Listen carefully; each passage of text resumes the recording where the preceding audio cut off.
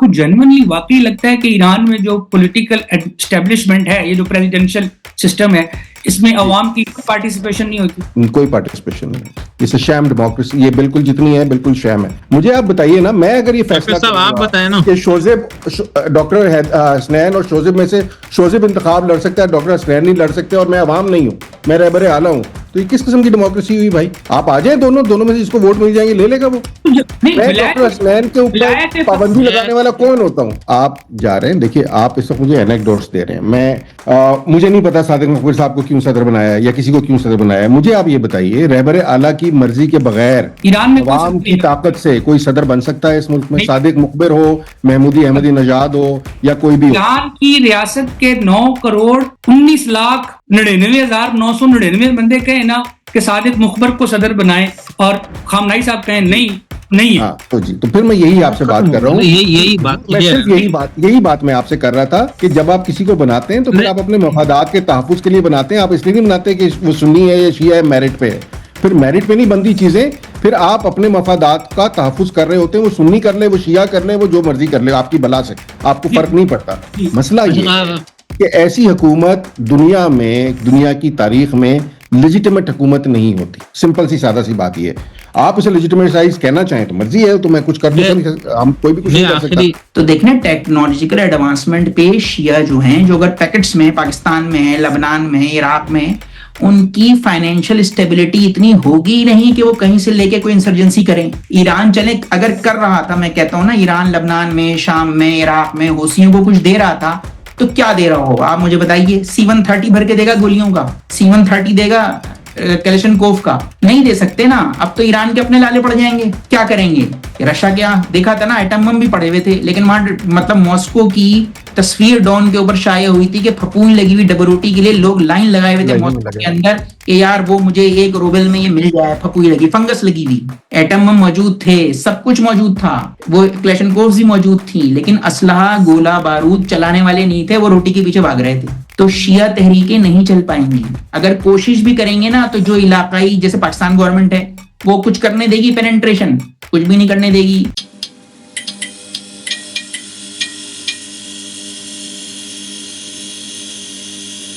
السلام، آداب، نمستے، ست سری اکال. خداون کی آپ سب پر سلامتی ہو. شولوم، نمو بدائے. امید ہے آپ سب دوست احباب خیریت سے ہوں گے.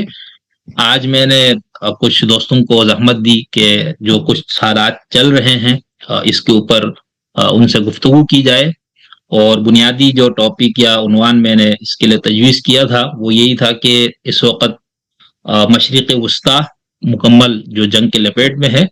انقلاب ایران سے پہلے کے کیا حالات تھے، اور انقلاب کے بعد کیا کچھ ہوا، اور اب آگے کیا ممکنہ حالات ہو سکتے ہیں اگر رجیم میں کوئی تبدیلی ہوتی اس صورت میں بھی، اور اگر تبدیلی نہ ہو تو اس صورت میں بھی. تو آپ سب دوستوں کا، آپ تینوں میرے معزز مہمانان، محترم حاشر ارشاد صاحب، پروفیسر ڈاکٹر حسنین صاحب، اور محترم جناب شوزب عسکری صاحب، آپ تینوں کا بہت شکریہ ادا کرتا ہوں میں. تو سر میں بس کوئی اور تمہید وغیرہ نہیں باندھتا، میں گفتگو شروع کرتا ہوں. میرے خیال سے حاشر بھائی سے ہم گفتگو شروع کرتے ہیں. السلام علیکم حاشر صاحب. جی وعلیکم السلام. آپ سر یہ ورسز 1 کو کر کے آپ بٹھا رہے ہیں، آپ مجھے چلیں. خیر نہیں ایسا نہیں ہوگا. دیکھیں یہ شوزب صاحب تو آپ کو پتہ ہی ہے. اچھا سر، میں تھوڑا سا یہ پورا جو ہوا ہے، ایک ایران پہ حملہ ہوا اور اس سے پہلے یہ سارا کچھ چلتا رہا، تو ایک تو تھوڑا سا آپ اس پہ ایک تبصرہ فرمائیں نا کہ یہ متوقع کام تھا، اس سے پہلے ہو جانا تھا، یا جلدی کام ہوا ہے یہ؟ یعنی جو کچھ سنی دنیا میں باقی پولیٹیکل اسلام کے جو اثرات آئے وہاں پر مغرب نے جس طرح سے صفائیاں کی، تو آپ کو اس کی امید تھی کہ ایسا ہی یہاں بھی ہونا ہے؟ دیکھیے، میں یہ تو آپ کو بتانا میرے لیے بڑا مشکل ہے کہ میں اس کی پیشگوئی کر سکتا تھا پہلے کہ نہیں کر سکتا تھا، یا اس وقت کے لحاظ سے اس کی پیشگوئی کر سکتا تھا یا نہیں کر سکتا تھا. بٹ نوشتہ دیوار کسے کہا جا سکتا ہے، اور اس کی بہت ساری بنیادی وجوہات ہیں. اس میں سے کچھ وجوہات ایسی ہیں جنہیں ہم داخلی وجوہات کہہ سکتے ہیں، اور کچھ وجوہات ایسی ہیں جو بنیادی طور پر خارجی وجوہات ہیں، اور جن کا تعلق جو ہے وہ ایران کے بنیادی مسائل سے نہیں ہے بلکہ اور طاقتوں کے توسیع پسندانہ عزائم سے ہے. تو اس میں تو ہمیں، میرا خیال ہے، کوئی شک جو ہے وہ نہیں ہونا چاہیے. اچھا، دوسرا یہ ہے کہ کہانی چونکہ بہت لمبی ہے اور بہت پیچھے سے ہمیں اٹھا کے 50 سال پیچھے سے اٹھا کے اس کو دیکھنا پڑے گا کہ کہانی شروع کہاں سے ہوتی ہے. تو ایرانی ریاست جو ہے ظاہر ہے اس کی تاریخ تو بہت, ہمارے ایک پتہ نہیں میں کل پرسوں کس کا پڑھ رہا تھا جن کا خیال یہ تھا کہ چونکہ ایرانی کلچر اتنا رچ ہے اور اتنا پرانا ہے, اور جسے ہمارے ایک دوست تہذیبی نرگسیت کہتے ہیں, اگرچہ انہوں نے تہذیبی نرگسیت کے الفاظ تو نہیں استعمال کیے بٹ انہوں نے تہذیبی سپیریارٹی کے الفاظ استعمال کیے, تو ان کے لیے بڑا مشکل ہے. رعایت اللہ فاروقی کا مضمون تھا جو رعایت صاحب کا, میں نے شاید کسی اور کی پھر وال پہ ان کا وہ پڑھا تو شاید اس لیے مجھے یاد نہیں رہا. انہوں نے تہذیبی نرگسیت کے لفظ اس میں نہیں تھے, خیر وہ لفظ تو میں نے کہیں اور سے ادھار لیے ہیں, آپ کو پتہ ہی ہے کہاں سے میں نے ادھار لیے ہیں. تو کہانی وہی ہے کہ چونکہ وہ تہذیب اتنی بڑی ہے تو وہ کسی کی غلامی قبول نہیں کر سکتی, کسی کے آگے جھک نہیں سکتی, فلاں فلاں, وہ اپنی جگہ ایک تھیسس ہے. تو مختلف طرح کی تھیسس بنتے آئے ہیں, لیکن میرا خیال ہے ہمیں اس سے جو پچھلے 50 سال کی جو کہانی ہے, جو ماڈرن جسے ہم کہانی کہہ سکتے ہیں, اس میں اگر ہم دیکھیں تو بنیادی طور پہ ایک جیو پولیٹیکل ایشوز ہیں. جو ایرانی ریاست انقلاب سے پہلے تھی, بنیادی طور پر آپ کو پتہ ہے اور مجھے پتہ ہے کہ اس کے مفادات جو ہیں وہ بالکل مختلف تھے انقلاب کے بعد آنے والی ریاست سے. وہ بنیادی طور پہ ایک مونارکی تھی, اور اس مونارکی کے اندر جو سپورٹ تھی ظاہر ہے کہ وہ امریکہ کی ان کو سپورٹ موجود تھی. بیچ مصدق کا ایک ایپیسوڈ جو ہے وہ ہم نے دیکھا, وہ اپنی جگہ, اور اس کے اندر ہمیں نظر آیا کہ جو طاقتیں ہیں, چونکہ تیل یہاں سے نکل آیا تھا اور تیل یہاں موجود تھا, تو عالمی طاقتیں تو اس طرح متوجہ تھیں اور ان کے مفادات اس خطے سے وابستہ ہو گئے تھے. دوسرا کہ یہ جو پورا خطہ ہے, جو مڈل ایسٹ, جہاں ایران تقریباً مڈل ایسٹ جہاں آگے تقریباً ختم ہوتا ہے آپ کا, یہ پورے خطے کے اندر ایک جو انٹرسٹس کی گیم ہے وہ بڑی پچھلے 100 سال کے اندر اس میں ہم نے بہت زیادہ دلچسپی دیکھی ہے کہ اس کو پراکسیز کے ذریعے جو ہے کیسے کنٹرول کیا جا سکتا ہے. اس میں ظاہر ہے ایران کا اپنا ایک کردار تھا, لیکن اس وقت ایران جو ہے وہ کوئی مزاحمتی قوت کے طور پر کام نہیں کر رہا تھا کہ وہ عربوں کے خلاف کھڑا ہوا ہے اس علاقے میں, یا خلیجی قوتوں کے خلاف کھڑا ہوا ہے, یا جو اس وقت ورلڈ آرڈر جو ہے اس کے خلاف کہیں کھڑا ہوا ہے. 1979 میں آپ کو پتا ہے کہ کہانی, اور یہ داخلی طور پر چینج ہوتی ہے بنیادی طور پہ کہانی, خارجی اس میں عناصر بہت کم ہے, مکمل طور پہ چینج ہو جاتی ہے. اور پھر ایرانی ریاست جو ہے وہ 3 حصوں میں, میرا خیال ہے کہ اس کے 3 کمپوننٹس ہیں جو بڑے امپورٹنٹ ہیں. میں زیادہ لمبی بات نہیں کروں گا, شوزب صاحب اس پہ زیادہ روشنی ڈال سکیں گے, ڈاکٹر صاحب زیادہ روشنی ڈال سکیں گے کہ اب اس کے جو 3 کمپوننٹس ہیں نا, جس میں ایک نظریہ ہے, ظاہر ہے کہ اب ایک نظریاتی ریاست کے طور پر وہ سامنے آیا ہے, جو کہ پہلے اسٹیٹس کو والی ریاست تھی وہ نظریاتی ریاست میں بدل گئی. اس کے بعد دوسرا یہ ہے کہ ان کا ایک ریاستی ڈھانچہ جو ہے وہ اس نے اپنی جو سسٹم ہے اس کے لیے اس نے گاڈ کو یا خدا کو انووک کر دیا, یا مذہب کو انووک کر دیا. یہ جو مذہب کا انووک کرنا ہوتا ہے نا, یہ عملیت میں بہت خطرناک ہو جاتا ہے, کیونکہ عملیت کے اگینسٹ تو آپ بات کر سکتے ہیں, عوام کھڑے بھی ہو سکتے ہیں, اس پہ لڑائی بھی کر سکتے ہیں, لیکن جب گاڈ انووک ہو جاتا ہے تو جو شدید مذہبی ریاستیں ہیں یا ہمارے خطے کے جو مذہبی جو ہمارے اندر جو ہمارا ڈی این اے ہے اس میں یہ ذرا مشکل ہو جاتا ہے مزاحمت بھی اس کے خلاف کریٹ کرنا. تو ایک تو انہوں نے گاڈ کو انووک کیا ریاست کے اندر, تو ریاستی نظام جو ہے وہ بالکل ایک اپنی اس نے جو طاقت لی وہ مذہبی بیانیے سے لی.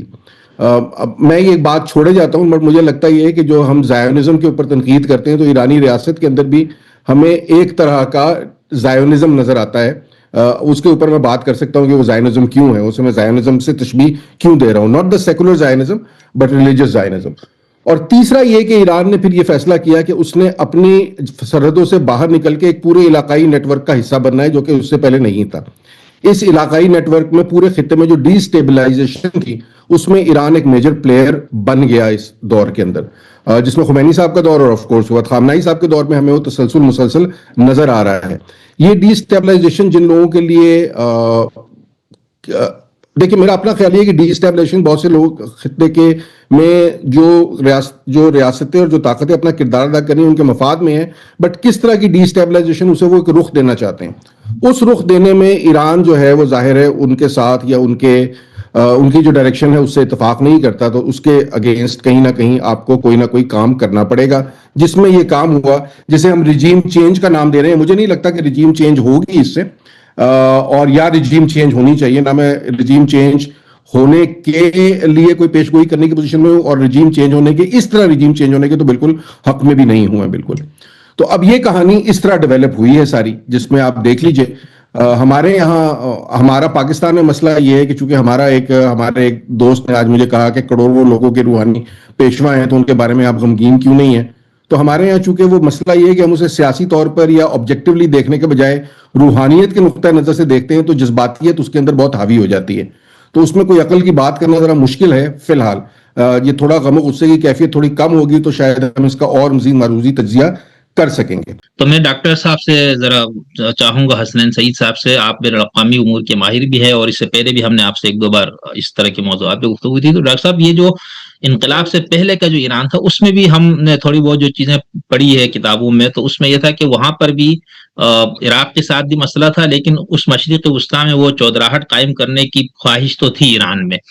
تو لیکن میرے خیال سے ہمارے حاشر صاحب کی جو گفتگو ہے اسی کو آپ اگر آگے بڑھائیں، اور اس وقت کیا حالات تھے اور کس طرح سے باقی پڑوسی ممالک سے اور خود مشرق وسطیٰ میں کیا صورتحال ہوتی تھی.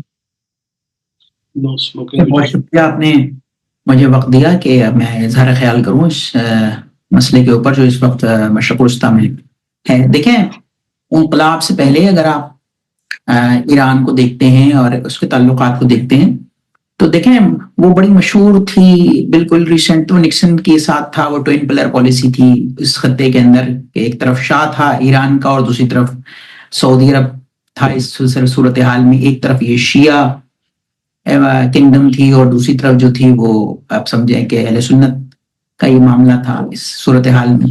تو دیکھیں وہ بیلنس کر کے 45 کے بعد، آپ سیکنڈ ورلڈ وار کے بعد اگر آپ ایران کو دیکھیں، اس خطے کو پورے دیکھیں، تو ویسٹرن پاورز نے اس خطے کو اپنے حساب سے سیٹل کیا ہے.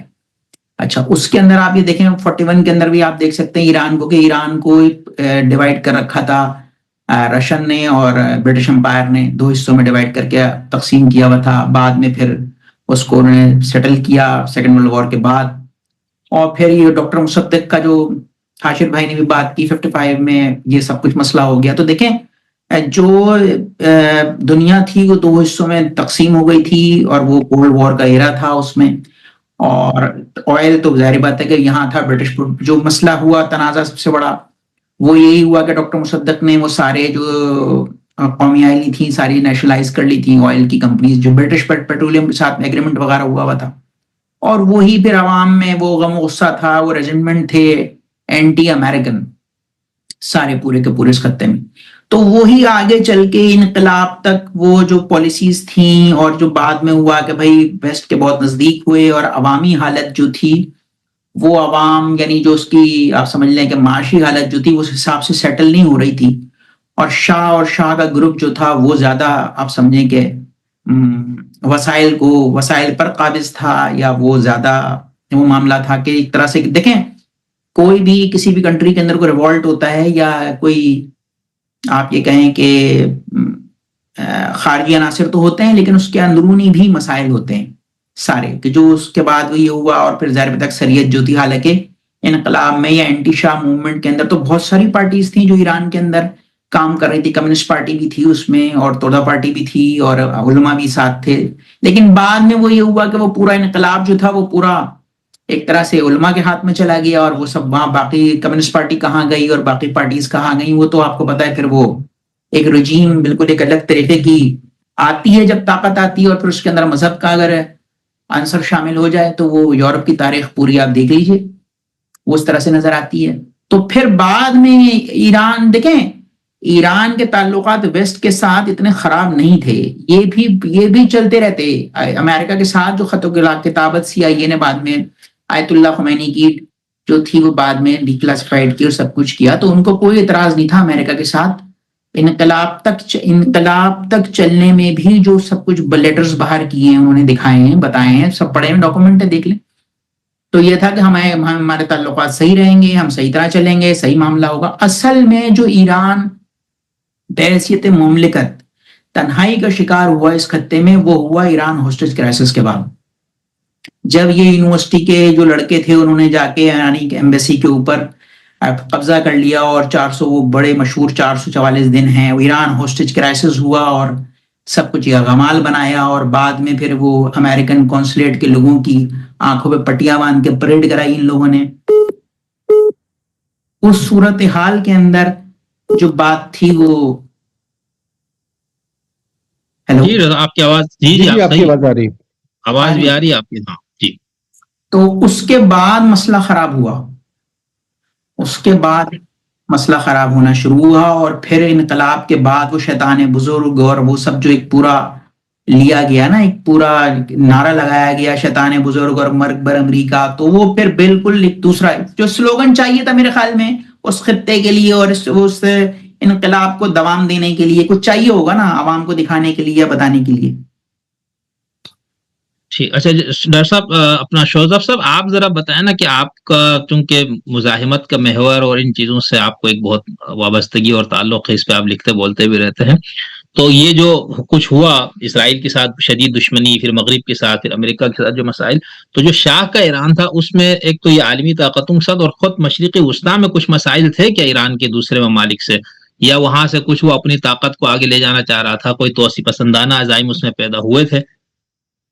शोज़ब साहब बहुत शुक्रिया शमसुद्दीन, मेरी आवाज साफ आ रही है आप लोगों को?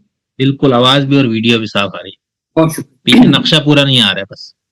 करेक्ट, और मैं नक्शा खींचता हूँ इंशाल्लाह। जी जी जी। गुजारिश ये है कि ये जो इमाम खुमैनी साहब है ना, इनका जो क्या कहते हैं नजरिया फिक्र है या उनका ख्याल है विलायत फ़क़ी, हमें उनकी वो जो तकरीरें हैं और वो जो किताब है जो मुजल्लद शक्ल में आई है, उर्दू में भी मौजूद है, उसको देखें अगर तो हमें अंदाजा होता है कि उन्होंने ईरान में जो दाखिली हालात है और जो ईरान में लोगों की मुश्किलात हैं और जो हुकूमत का जबर है शाह की हुकूमत का, उसके खिलाफ लोगों की नजरिया साजी की, लोगों के दिमाग बनाए, और वो उनकी तकरीरें, जुम्मे के खुतबे वो लोगों में पॉपुलर थे। और ईरान में चूंकि एक गालिब शिया आबादी मौजूद है और 60 की दहाई और 70 की दहाई में अगर आप देखें तो जिस तरह बहुत फास्ट डेवलपमेंट शाह ने शुरू की थी, जो रैपिड इकोनॉमिक फ्रीडम था वहां पर जो तरक्की हो रही थी, उससे जो दो तबके पैदा हुए थे, एक जो बहुत अमीर और एक जो बहुत गरीब। गरीब लोग अमूमन मजहबी होते हैं, तो लोगों की पहले मजहब की बुनियाद पर ज़हन साजी की गई, और फिर इस दौरान तोदा पार्टी भी है, खल्क पार्टी भी है, जो सेकुलर पढ़े लिखे लेफ्ट लीनिंग लोग हैं, उनके लिए भी मसला तो एक ही है।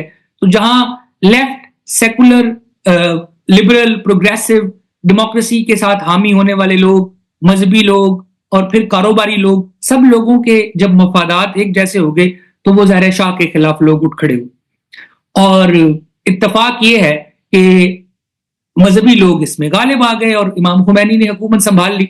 अब इमाम खुमैनी की हुकूमत करबला के इस्तारे की हुकूमत है, मजलूमों की हुकूमत है, दुनिया भर में शिया मजलूम है और जहां कई शिया मजलूम है उनकी मदद करनी। तो जाहिर है पाकिस्तान में भी शिया मजलूम है और लुबनान में भी शिया मजलूम है और इराक में भी शिया मजलूम है और बहरीन में भी शिया मजलूम है और सऊदी अरब में भी शिया मजलूम है। तो दुनिया भर के मजलूम शियों ने ईरान की तरफ ये देखा कि भाई अगरचे हम अपने अपने मुआशरों में अक़लियत हैं, लेकिन हमारी एक रहबर रहनुमा रूहानी शख्सियत जो है वो एक हुकूमत लेके बैठ गई है। तो दुनिया भर के मजलूम शियों ने ईरान की तरफ अपनी ताईद और इमदाद के लिए देखा, और सोवियत यूनियन की तरह ईरान ने भी कहा कि जी हम तुम्हारा जब नजरिया एक है, इमाम हुसैन का गम एक है, करबला की कहानी एक है, और तो क्यों नहीं हम आपको मदद करेंगे। तो वो ईरानी शिया रियासत सारे इन ममालिक में लबनान, इराक, बहरीन, सऊदी, पाकिस्तान वहां लोगों की मदद करती रही है। उसके मुकाबले में इधर सोवियत अफगान वॉर चल रही है, तो सऊदी अरब को और पाकिस्तान को और अमेरिका को कम्युनिज्म का रास्ता रोकना है। तो कम्युनिज्म के मुखालफत में जो नजरिया खड़ा किया जा रहा है वो दूसरे लफ्जों में एंटी शिया नजरिए की भी उसमें पूरी सलाहियत है। तो फिरकाबाजी, बनु उमैया और बनु हाशिम का झगड़ा, शिया और सुन्नी इख्तलाफ, और फिर वेस्टर्न इंपीरियलिज्म, और फिर सोवियत यूनियन की जलगार, गॉडलेस आइडियोलॉजी, ये एक नजरियात की जो खिचड़ी पकी हुई है उसके अंदर जहां बहुत सारे मुख्तलिफ नजरियात मौजूद हैं, हम किसी नजरिए को मोरालिटी पर या अखलाकियात पर नहीं जांचते, उन्हीं में से एक प्रैक्टिकल प्रैग्मेटिक नजरिया इमाम खुमैनी ने गढ़ा। इस नजरिया विलायत फ़क़ी के उलमा का ये हक है कि वो ना सिर्फ समाज की रूहानी रहनुमाई करें बल्कि समाज को चलाएं अला मिनहाज नबुवा, और इमाम की तरह चलाएं, और जब तक इमाम आते हैं तब तक ये हमारा फरीजा है।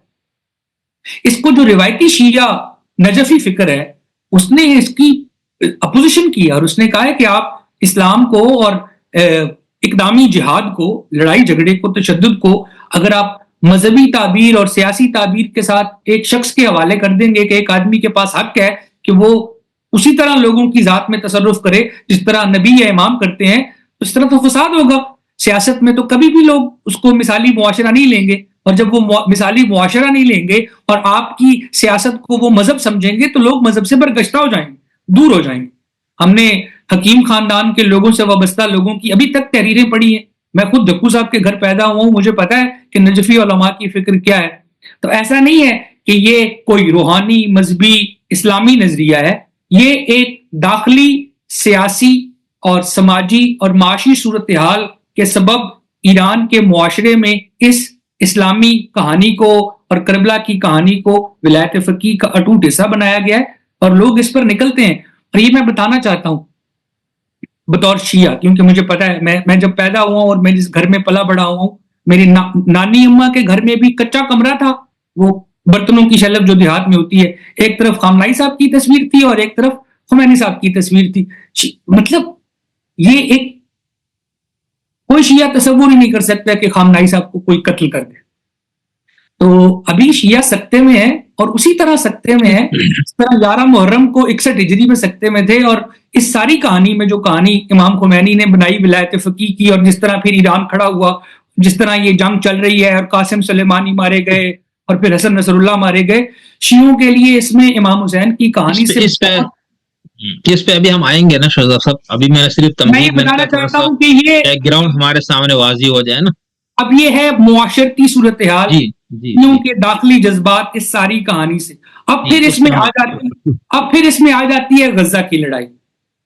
اور پھر ابھی ادھر نہیں آیا نا غزہ، تو ابھی بہت پیچھے ہے نا. ابھی تو ہم شاہ صاحب کے ساتھ اور انقلاب کی بالکل شروع میں بات کر رہے ہیں نا. تو ابھی میں جیسے آپ نے جو بات کی کہ ایک تو امام خمینی نے ذہن سازی کی، اور فلسطین کا تنازع اور لبنان کا تنازع اور پاکستان میں شیعوں کے ساتھ جو فرقہ واریت اور مار پٹائی چل رہی ہے، اور جو بحرین میں خاندان اور ہے، عوام اور ہیں، اور پھر سعودی عرب کے جو چند علاقے، مشرقی علاقے جہاں شیعہ آبادی ہیں. یہ تو آپ نے بات کی ہے نا. اب میں ذرا حاشر صاحب کی خدمت اقدس میں حاضر ہوتا ہوں کہ حاشر صاحب جو شوذب صاحب نے 2-3 باتیں کہی، اس میں سے ایک تو انہوں نے یہ فرمایا کہ انقلاب کے وقت خمینی صاحب کی کتاب اور ذہن سازی کی مذہبی بنیاد پہ، دوسرا انہوں نے ولایت فقیہ کی بنیاد پہ، پھر بعد میں جب ان کو طاقت ملی تو انہوں نے اس نظریے کی بنیاد پہ ایک حکومت کا قیام کیا. اور تیسرا جو شہزاد صاحب کا یہ تھا کہ پوری دنیا میں شیعہ مظلوم تھے، اور ان مظلوم شیعوں کو وہ ایک کارڈ مل گیا، ایک چھتری، ان کو امید محسوس ہوئی کہ ہمیں ایک طاقت ملے گی اور ہمارا تحفظ ہوگا. تو ان تینوں پوائنٹ سے میں چاہتا ہوں کہ آپ ذرا روشنی ڈالیں نا. آپ کو اس سے کوئی جی میرا اس میں کوئی جزوی اتفاق اور جزوی اختلاف کہیں تھوڑا بہت چلے گا، جس میں ظاہر ہے وہ میری اپنی رائے ہے، کوئی ایسے فتویٰ نہیں ہے. ایک برزنیف کا قصہ ہے کہ وہ جب وہ ہو گیا یہ سارا کچھ تو اس نے بلایا اپنی وہ دادی کو شاید صدارتی محل میں رہنے کے لیے، تو وہ رہی شہی برزنیف کا، اسٹالن کا مجھے یاد نہیں کس کا، جس کا بھی اینی ویز. تو جب وہ ٹھاٹ باٹ دیکھے ہفتہ دو ہفتے بعد جب جانے لگی تو کہنے لگی دیکھو ذرا احتیاط کرنا کہ کمیونسٹ اقتدار میں آ گئے تو تم سے یہ محل چھین لیں گے. تو ہمارے جو انقلاب آتے ہیں نا وہ بیسیکلی طاقت کے لیے آتے ہیں، وہ مظلوموں کے لیے نہیں آتے، وہ طاقت کے حصول کے لیے آتے ہیں. اور خمینی صاحب کا انقلاب جو ہے، جتنی کم از کم جتنا کو میں نے پڑھا ہے، مجھے یہ لگتا ہے کہ خمینی صاحب کا انقلاب جو ہے اس میں مذہبی قوتوں کا اتنا بڑا کردار شروع میں تھا بھی نہیں، بلکہ یہ کردار بعد میں اس کو ہائی جیک کیا گیا اور طاقت کے زور پہ ہائی جیک کیا گیا. اور جب ہائی جیک کیا گیا تو اس کے بعد جو خاص طور پہ جو نوجوان اس میں، اور خاص طور پہ جو سیکولر نوجوان اور جن پارٹیوں کے، اور خاص طور پہ جو کمیونسٹ فکر کے ساتھ نسبتاً لیفٹ کی وابستگی والے تھے، انہیں چن چن کے مارا گیا، بچیوں کا ریپ ہوا، لوگ جیلوں میں گئے. اور جو ظلم کا بازار ساواک سے ہم ایکسپیکٹ کرتے تھے وہی جو ہے انقلاب کے بعد یہ جو ہماری مذہبی فوج تھی، اس سے بھی ہم نے ویسی ہی اتنی ہی بربریت کی مثالیں جو ہیں رقم ہوئی. اور یہ کوئی ویسٹ نے رپورٹ نہیں کی، یہ ایران کے اپنے لوگوں نے رپورٹ کی ہیں، ایران سے پاکستان کے لوگوں نے رپورٹ کی ہیں. مختار مسعود صاحب نے فار دیٹ میٹر لوہے ایام کے اندر اس کے اوپر لکھا ہے. تو یہ ساری باتیں اپنی جگہ ہیں. تو یہ جو ہے نا، یہ شیعہ مظلومیت کا یہ بنیادی طور پہ جو مظلومیت کا نا کارڈ کھیلتے ہیں بنیادی طور پر. مظلوم کوئی کہیں نہیں ہوتا، ہر جگہ ہر ایک کے اپنے مسائل ہوتے ہیں. اس ملک میں کون مظلوم نہیں ہے؟ مطلب آپ کسی سے پوچھیں سڑک پہ جاتا ہوا ہر بندہ بیچارہ مظلوم ہے. تو وہ بعد میں پھر یہ ہے کہ آپ انہیں بانٹتے ہیں مختلف کیمپس میں، کیونکہ اس کے ذریعے آپ نے اپنی طاقت کو جو ہے وہ سپورٹ دینی ہوتی ہے.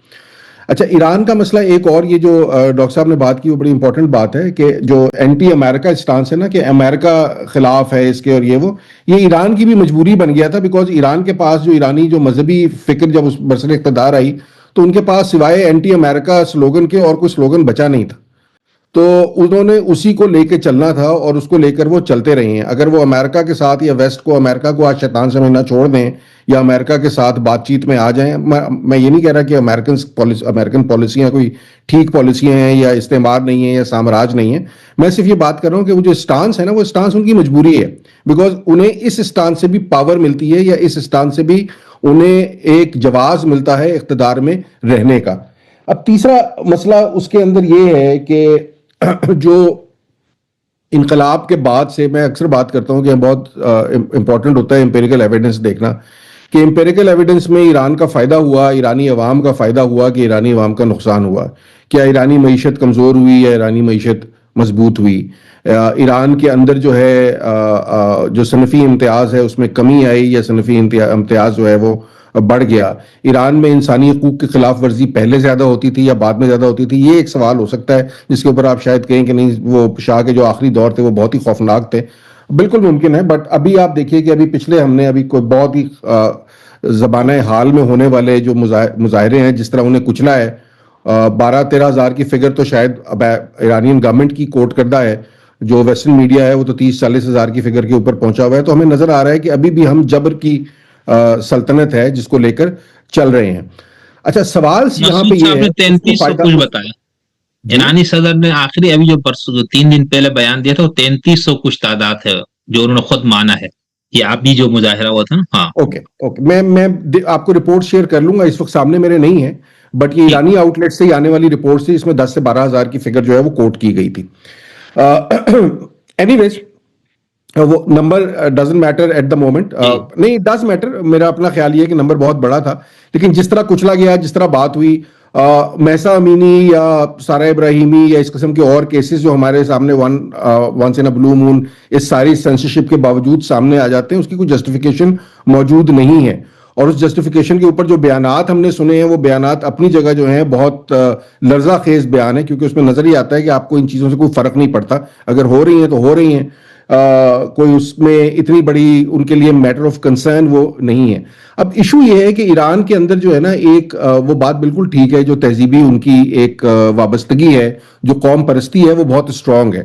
جب اس قوم پرستی کو آپ مذہب کے ساتھ جوڑ دیتے ہیں تو وہ ذرا دو آتشہ یا سہ آتشہ ہو جاتی ہے اور اس کا نقصان جو ہے وہ بہت زیادہ ہونا شروع ہو جاتا ہے، جو نقصان ایران نے بھگتا ہے، چاہے وہ ایران عراق وار کے تھرو بھگتا ہے، چاہے وہ انہوں نے دنیا بھر کی ملیشیاز کو سپورٹ کر کے بھگتا ہے، چاہے وہ انہوں نے یمن سے لے کر اور لیبنان تک اور لیبنان سے لے کے فلسطین تک جو ہے وہ مزاحمتی تحریکوں کو ایندھن پرووائڈ کر کے بھگتا ہے، یا پاکستان کے اندر فار دیٹ میٹر پاکستان کے اندر بھی تشدد کی بہت سی تحریکیں ہیں جس کے پیچھے، یا پاکستان کے اندر ایران اور سعودیہ نے جو اپنی پراکسی وار لڑی ہے. تو یہ ساری چیزیں ہمیں نظر آتی ہیں. اس کے اندر کوئی یہ سیاست ہے اور اس کے اندر جو نعرے ہیں وہ صرف نعرے ہی ہیں کہ ہم مظلوموں کے حمایتی ہیں، ہم دنیا بھر میں سامراج کے خلاف کھڑے ہوئے ہیں، استعمار کے خلاف کھڑے ہوئے ہیں. ایران کے اپنے اندر، ایران کی اپنی سرحدوں کے اندر ایک سامراج ہے جو ان کے عوام کے لیے، اب عوام کیا اس کے خلاف ریاکٹ کر رہے ہیں، اس کے خلاف رسپونڈ کر رہے ہیں کہ نہیں کر رہے ہیں، مجھے نہیں پتا. ہمارے ملک میں شوذب صاحب پتہ نہیں اتفاق کریں گے کہ نہیں کریں گے، لیکن ہمارے ملک میں آپ کو پتا ہے کہ ہمارے ملک کے مسائل کا ذمہ دار ہم سب سے زیادہ کسے ٹھہراتے ہیں؟ لیکن جس کو ہم سب سے زیادہ اس ملک کے مسائل کا ذمہ دار ٹھہراتے ہیں، ہم سب سے زیادہ محبت بھی اسی سے کرتے ہیں. تو مطلب اس سے محبت میں ہمارا، اور ابھی بھی دیکھیں ہم صبح شام نعرے اسی کے لگا رہے ہوتے ہیں. تو یہ ذرا اس خطے کے ڈی این اے میں کوئی مسئلہ انہیں سمجھ نہیں آتی کہ کون ان کے لیے کچھ کر رہا ہے اور کون ان کے خلاف کچھ کر رہا ہے. ان کو جذباتی بیانیے بیچنا بہت آسان ہوتا ہے. تو جذباتی بیانیے جو ہیں وہ ایران پہلے بھی بیچتا رہا، اب بھی بیچے انہوں نے. ابھی آپ نے دیکھا ہے کہ اب دیکھیے ٹیکنالوجی کی جنگ میں یہ ہوتا ہے کہ آپ نے ایک دن کے اندر ایران کی لیڈرشپ جو ہے وہ صاف کر دی، نئی لیڈرشپ آ جائے گی، سامنے آ جائے گی. اب بات یہ ہے کہ اس وقت تو یہ بات کرنے کی ہے کہ آگے کیا پاسبلٹیز ہیں. 3 سینیریوز ہیں، میں اس پہ میں صرف رکھ دیتا ہوں، رائے آپ لوگ دے دیجئے اس پہ. ایک تو یہ ہے کہ رجیم اپنی جگہ رہے گی موجود، اور ایک سخت گیر ایران جو ہے ہم دیکھتے رہیں گے. کیا یہ ایران کے اور خطے کے مفاد میں ہے؟ دوسرا یہ کہ ایک اصلاح پسند ایران ہمیں جو ہے وہ نظر آنا شروع ہو جائے گا، جس میں اسی رجیم کے اندر جو ہے فائن ٹیوننگ ہو جائے گی. اور تیسرا یہ ہے کہ رجیم چینج ہو جائے گی، اور رجیم چینج ہونے کے بعد کیا ہمیں انارکی اور ڈیسٹیبلائزیشن جس طرح لیوانٹ میں ہم نے دیکھی وہ دیکھنے کو ملے گی, یا واقعی ہم ایک پروگریسو ایران دیکھ سکیں گے؟ تو اس وقت تو صرف یہی 3 پاسبلٹیز ہے جن کے اوپر بات ہو رہی ہے. ان میں سے کس کی پاسبلٹی زیادہ ہے؟ میرا خیال ہے ڈاکٹر صاحب اور شوذیف صاحب میرے سے بہت بہتر شاید اس پہ آپ کو گائیڈ کر سکیں گے کہ اس میں سے کیا ہونے والا ہے آگے ہونے والے دنوں میں. لیکن اس پہ آنے سے پہلے ڈاکٹر صاحب میں چاہوں گا کہ شوذیف صاحب اور حاشر صاحب دونوں نے جو گفتگو کی, اور خاص طور پر حاشر صاحب نے جس پوائنٹ کی طرف ایک اشارہ کیا کہ انقلاب کو ہائی جیک کیا گیا, ایک ہمارے ہاں بہت بڑے ایک طبقے کا یہ خیال بھی ہے, اور چونکہ آپ خود بھی ان سب چیزوں کو پڑھتے ہیں, آپ کی تحقیق بھی ہے, تو آپ اس سے اتفاق کرتے ایسا ہی ہوا کہ باقی سب کو ختم کر کے بعد میں علماء آئے تھے اور انہوں نے اس کو ہائی جیک کیا, اور پھر اس کے بعد جو کچھ ہوا, یعنی انقلاب کے آنے کے بعد جو تبدیلی آئی اور جو وہاں پر نعرے لگائے گئے, ماکبر روسیہ, ماکبر امریکہ, ماکبر اسرائیل بھی, اور پھر اس کے بعد مسلم دنیا میں جو مسائل شروع ہوئے, اس پہ ذرا سا آپ بات کیجیے. دیکھیں, اس میں تو کوئی دو رائے نہیں ہے کہ جب انقلاب آ گیا اور فرانس سے طیارہ لینڈ کر گیا, اگر مغرب کو اتنی مخاصمت یا اتنا خوف آیت اللہ سے ہوتا تو آیت اللہ کو واپس ایران آنے کیوں دیتے؟ یہی سب سے بڑا ایک سوال تھا. وہ تو فرانس میں رہ رہے تھے نا, وہاں سے آئے, تو اگر کچھ ہوتا تو راستے میں ہی یہ معاملہ کوئی اتنا بڑا قضیہ نہیں تھا, بہت کچھ ہو سکتا تھا اور جانا چاہیے تھا. کوئی ایشو نہیں تھا یورپ کو, ویسٹ کو, امریکہ کو ایران میں ایک انقلاب آنے سے. آ جانے دیجیے بھائی. اچھا, وہاں پہ یہ تھا کہ بھائی کمیونسٹ بلاک ہے اور سب کچھ, سارا پورا مسئلہ تھا, یہ سارا پورا قصہ. جب یہ آ گئے, یہ سب کچھ ہوا, تو دیکھیں غالب پاور جو تھی وہ علماء کی تھی, اکثریت شیعوں کی تھی. مختار مسعود نے بڑا تفصیل سے وہ سب تہران کا پورا سب لکھا ہے, اور بھی بقیہ رائٹرز نے لکھا جو وہاں موجود تھے. تو وہ علماء کے پاس چلی گئی, تو پھر وہ ایک جو ہوا, قاتلانہ حملے ہوئے, وہ پہلی رجیم چلی گئی, کیبنٹ اڑ گئی بم بلاسٹ میں, اس میں سب پورا معاملہ تھا. جو اس میں بھی یہ تھے اصلاح پسند تھے ایرانی انقلاب کے اندر بھی. اور آپ یہ دیکھیں کہ اصل وہ جو ہوا, اور پھر وہ ایک نیریٹو, ایران ہوسٹیج کرائسس ہوا, اس کے بعد یہ ہوا کہ بھائی اب وہ نعرہ جو ہے وہ شفٹ کیا جائے گا. اس کے بعد بھائی جیلن شاہ تو چلا گیا نا, اس کے بعد اب اس کو دوام کیسے دیا جائے گا؟ عوام کو کیا بتائیں گے, کیا بتایا جائے گا؟ اتنے میں جو طلبہ تھے, جو طلبہ آپ کو پتہ ہے ہمیشہ سے وہ سمجھے ان میں جذبہ ہوتا ہے, جنون ہوتا ہے, وہ انہوں نے ہوسٹیج کر لیا. اس میں احمدی نژاد بھی تھے, پیش تھے. فوٹیج میں آپ دیکھیں کبھی کبھار ان کی تصویر بھی دکھائی جاتی ہے کہ وہ اس میں ایمبیسی کی شاید چھت پہ چڑھے ہوئے. اس میں بڑی خفت اٹھانی پڑی تھی امریکن گورنمنٹ کو, اور اس کے لیے پھر انہوں نے لانچ بھی کہ کئی آپریشن. بہرحال وہ جب پورا ہوا اور وہ 444 دن بعد چھٹے, واپس وہ گئے. اس کے بعد ایران بالکل ایک طرح سے خطے میں تنہا ہونا شروع ہوا, ورنہ ٹوئن پلیئر پالیسی میں سمجھیں اس ایریے کا پولیس مین کا رول ہی جو تھا وہ کرتا تھا ایران. اور 79 کے اندر اگر آپ ایونٹس کو دیکھیں یا چین آف ایونٹس کو دیکھیں, تو اگر ٹوئن پلیئر پالیسی جو تھی وہ سعودیہ اور اس خطے کے اندر ایران کے پاس تھی, تو آپ کو یہ بات ماننا پڑے گا کہ پاکستان میں آ گئے جنرل محمد ضیاء الحق. اور اس کے بعد انہوں نے یہ کہا, جو بڑا مشہور انٹرویو ہے جس کے اندر وہ اپنے وردی کے بٹن سے کھیل رہے ہیں, مارک ٹیلی نے شاید لیا تھا اپنے پریزیڈینشل پیلس کے اندر بیٹھ کے, اور وہ اس کے لیے انہوں نے بعد میں یہ کہا تھا کہ بھائی یہ بڑے ڈپریس تھے, مطلب اس میں تھے ٹینشن میں کہ بار بار وہ اپنے بٹن کو گھما رہے تھے. تو انہوں نے اس بات میں جملہ کہا تھا کہ میں بہت کلوز ہوں ویسٹرن پاورز کے ساتھ. تو 79 میں افغانستان تک آ گیا, اور اس دوران آیت اللہ خمینی کا اسٹیٹمنٹ تھا کہ انہوں نے یہ برملا یہ بات کا اعتراف کیا, یہ کہا کہ ہم اس انقلاب کو اپنے خطے کے پڑوسی ممالک میں ایکسپورٹ کریں گے. اگر یہ بیان نہیں دیتے آیت اللہ, تو جنرل محمد ضیاء الحق کو بھی کوئی ایشو نہیں تھا یہاں پہ ایرانی انقلاب سے. بھائی پاکستان میں کتنے پرسنٹ شیعہ ہیں؟ ریپورٹڈلی پاکستان میں 18 سے 19% شیعہ ہیں, جس میں حسن عاشری بھی ہیں, بورے بھی ہیں, اور خوجے بھی ہیں, آغا خانی بھی ہیں. سب ملا کے آپ چلیں 25% آپ لے لیں اہل تشیعوں کو, حسن عاشریوں کو, سب کو ملا لیں آپ, تو ریسٹ 75% ہیں, ان کو ہائی جیک کرنا اتنا آسان نہیں ہے پاکستان جیسی سوسائٹی کے اندر. تو جنرل محمد ضیاء الحق نے جب یہ معاملہ دیکھا کہ بھائی وہ تو ان کے سپریم لیڈر اس طرح کا بیان دے رہے ہیں, تو ان کے بھی کان کھڑے ہو گئے کہ بھائی یہ کیا مسئلہ ہو رہا ہے, ہم تو وہاں پہ افغانستان میں لڑ رہے ہیں روسیوں کے خلاف, بھائی ان کو بھی تو دوام چاہیے تھا ضیاء الحق کو, کہ بھائی میں بھی یہاں پہ ہوں, بھٹو صاحب کو لٹکا کے آئے تھے وہ 79 میں, تو لٹکایا ان کو. تو آپ اس کے بعد یہ دیکھیے کہ وہ ٹوئن پلیئر پالیسی کا جو شفٹ ہوا وہ سعودیہ ورسز پاکستان ہو گیا. اس خطے کے اندر ایران چلا گیا کسی ایک طرح سے کارنر کے اندر. تیل ویل پیدا کر رہے تھے, اس پہ اتنے انہوں نے سینکشن وینکشن لگا کہ ان کو معاملہ جو تھا وہ جو ایک بڑا خطرہ تھا اس خطے کے اندر کہ روس جو ہے وہ افغانستان تک آ گیا ہے، اس کو کنٹین کرنے کے لیے پاکستان فرنٹ لائن اسٹیٹ کے طور پہ خود آ کے کھڑا ہو گیا کہ بھائی ہم موجود ہیں نا یہاں پہ، ہم آپ کے مفادات کا تحفظ کر لیں گے. اور پھر 79 سے لے کر 89 تک یہ پاکستان 88 کیمپ ڈیوڈ تک اس معاملے کے اندر فرنٹ لائن اسٹیٹ رہا اور ہم پہ ڈالر برس رہے تھے ماشاءاللہ. تو اس کے اندر ایران کے اتنے میں ایران کی اور شط العرب کے مسئلے پہ عراق کی وار شروع ہو گئی. تو جو رہی صحیح کسر تھی، جو معاملہ تھا یا جو امریکنز کو بھی اندازہ تھا، اور اس کے اندر دیکھیں یہ بات بھی تاریخ کسی کو معاف نہیں کرتی.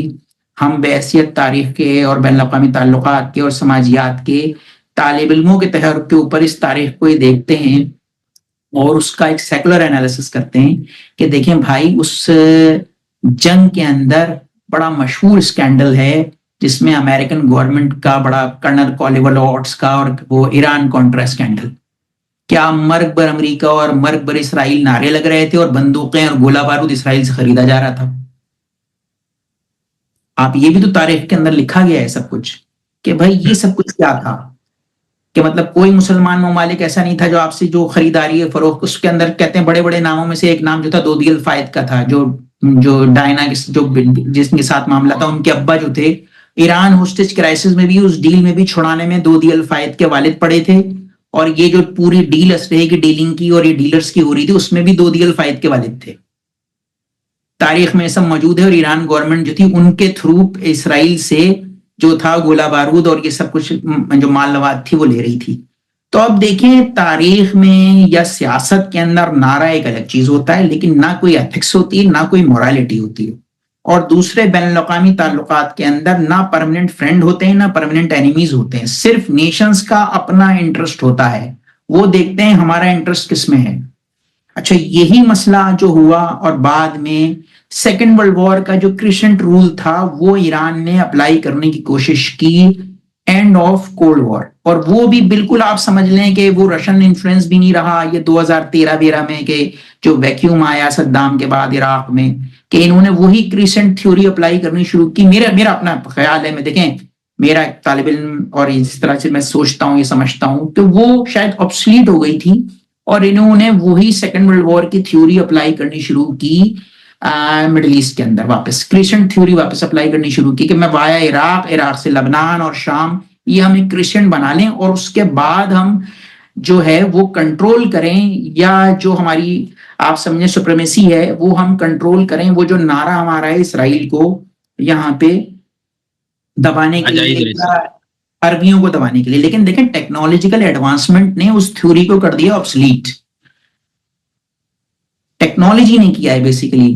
وہ پہلے تھا جب آپ سمجھ سکتے ہیں کہ بھائی گن پاور تھی، کیا یہ آپ سمجھ لیں آرٹلری تھی یا آرمڈ کور تھی. لیکن اب تو دیکھیں میزائل ٹیکنالوجی، اب تو میزائل بھی نہیں چل پاتا، وہ جو سیٹلائٹ ہے وہی اس کو جیم کر دیتا ہے. تو وہ جو بٹرفلائی ایفیکٹ ایران کا جو بیک فائر ہوا ہے نا، جو یہ بعد میں بات اٹھی جب یہ پچھلے سال جو مظاہرے ہوئے ایران میں اور اکنامک مسئلے پہ، وہ یہ ہوا کہ بھائی شام میں جو رہبر نے 380 ارب یا جو ڈالرز کا جو ایک فگر باہر آیا کہ جو انویسٹمنٹ کی ہے اس کا کیا بنے گا، جو بشار الاسد کے ساتھ کی ہوئی تھی 80. آپ کی آواز ڈاکٹر صاحب کی آواز بند ہو گئی آپ کی.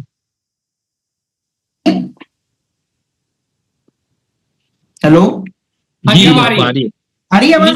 آواز سے شروع کیجیے گا کہ شام کے بشار الاسد کے ساتھ. آواز آ رہی ہے آپ کو میری؟ جی اب آ رہی.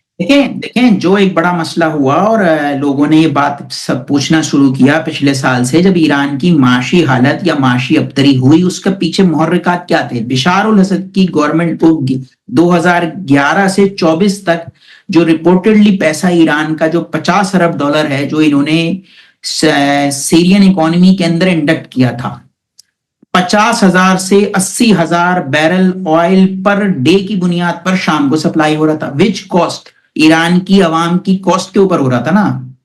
دیکھیں آپ جب اس کی کاسٹ پہ جب یہاں غربت پھیلی تو انہوں نے پوچھنا شروع کیا کہ بھائی رہبر نے یہ جو انویسٹمنٹ کی ہے ایران میں، بشار کے جانے کے بعد ہماری اس انویسٹمنٹ کا کیا ہوگا. وہ تو ختم ہو گئی نا جو شام کے اندر انویسٹمنٹ. لیکن ڈاکٹر صاحب یہاں تو پھر آپ کی وہ بات تھوڑی سی غلط ثابت نہیں ہو رہی کہ ریاستوں کو ریاستیں صرف مفادات دیکھتے ہیں نا. یہاں پر تو ایران نے مظلوموں کی حمایت کے لیے اتنے پیسے لگائے وہاں پر. دیکھیں مظلوم جو تھی وہاں بشار الاسد جو ایک ان کا جو فیکٹر تھا جس کو انہوں نے رکھا تھا کہ بھائی ہم اس کو سپورٹ کریں گے اس ایریے میں, عوام کے لیے تو بات نہیں ہو رہی تھی نا, وہاں تو بشار کی جو رجیم تھی اس کے لیے سپورٹیولی ایران جو تھا. بشار کو کیا مطلب اس کی وجہ یہی تھی نا کہ اسرائیل کے ساتھ خاتمہ اسرائیل کا اور فلسطین کو آزاد کرنا. میں نے آپ کو جو اس میں آپ کو جو میں نے کریسنٹ افیکٹ بتایا جو سیکنڈ ورلڈ وار کا ایک بڑی مشہور تھیوری تھی, کریسنٹ افیکٹ شام جیسے ایران, عراق, لبنان, شام, یہ ایک پورا ایک طرح سے چاند بن جاتا ہے. یہ اس طرح سے کرانا چاہ رہے تھے کہ ہم یہاں پہ وہ کیا تھی اس کی what does it mean کہ کریسنٹ کی گراؤنڈ پر میننگ کیا ہے؟ دیکھیں گراؤنڈ پہ میٹنگ یہ ہے کہ اس طریقے سے ہم جو ہوں گے سرحدیں ہماری آپس میں جڑی ہوئی ہوں گی اور ہماری ملیشیا جو ہیں انڈائریکٹلی کنٹرول کرنا شروع کریں گی. ٹیکنیکلٹی تھی یہ سیکنڈ ورلڈ وار کی. اچھا وہ بٹرفلائی ایفیکٹ جس وقت دیکھیں سر یہ کیوں تھا, یہی تو سوال ہے, مطلب why Iran wanted to have these proxies in these countries. دیکھیں مسئلہ یہ تھا کہ مسئلہ کنٹرول کرنا تھا عرب اس عربین پیننسولا میں اس پورے گلف کے اندر اپنی ہیجمونک ڈیزائن کو کہ ہم نہ ڈائریکٹلی اگر کنٹرول نہیں کرتے تو جو ملیشیاز ہیں یہ کنٹرول کرتی ہیں, حزب اللہ ہے, حماس ہے, ان کو بھی ہم اسلحہ دے رہے ہیں. اس سے ایران کا انٹرسٹ کیا ہے؟ دیکھیں ایران کا انٹرسٹ یہ ہے کہ جو وہاں پہ جو رجیم ہے جیسے عراق میں تھا کہ انڈائریکٹلی رجیم جو تھی انڈر انفلوئنس تھی نا ایران کے. ایران جو ہے نا وہ پوسٹ انقلاب ایران جو ہے وہ ایک نیشن اسٹیٹ کی طرح بیہیو نہیں کر رہا نا, بالکل وہ بنیادی طور پر ایک نظریاتی ریاست کے طور پر آئیڈیولوجیکل اسٹیٹ کے طور پہ بیہیو کر رہا ہے. آئیڈیولوجیکل اسٹیٹ کا مسئلہ یہ ہوتا ہے کہ اس کی جغرافک باؤنڈریز نہیں ہوتی, اس کی آئیڈیولوجیکل باؤنڈریز ہوتی ہیں. ان آئیڈیولوجیکل باؤنڈریز کو آپ نے ایکسپینڈ کرنا ہے, چاہے اس کے لیے آپ کو پورے خطے کا سیکیورٹی آرکیٹیکچر جو ہے وہ داؤ پہ لگانا پڑے, اور وہ آپ کنٹرول کرتے ہیں. چونکہ آپ قبضہ تو کر نہیں سکتے کیونکہ آپ کے پاس اتنی پاور نہیں ہے, تو آپ پراکسیز کے تھرو کنٹرول کرتے ہیں. تو یہ پراکسیز جو ہیں اس پورے خطے کے اندر ایران نے تشکیل دی ہیں. آپ کو پتا ہے کہ کسی اور ملک نے اتنی پراکسیز جو ہیں وہ تشکیل نہیں دی. میں ایک بات اور کہوں گا جس میں لوگ بہت ناراض ہو جائیں گے, فلسطین کا حل بہت بہتر نکل آتا اگر ایران میں انقلاب نہ آتا, بیکاز فلسطین کے حل کو فلسطین میں مختلف پلیئرز کو لیبنان سے لے کے جارڈن سے لے کے پیلسٹائن تک جن پرتشدد کارروائیوں کے ذریعے اور جن پرتشدد ملیشیاز کے ذریعے ایران نے اس کو کنٹرول کرنے کی کوشش کی ہے, اس کا لامحالہ نتیجہ یہ نکلنا تھا کہ خطے میں شدید ڈیسٹیبلائزیشن ہونی تھی اور اسرائیل کو بہرحال بہانہ مل جانا چاہیے تھا اسے طاقت کے زور پہ کچلنے کا.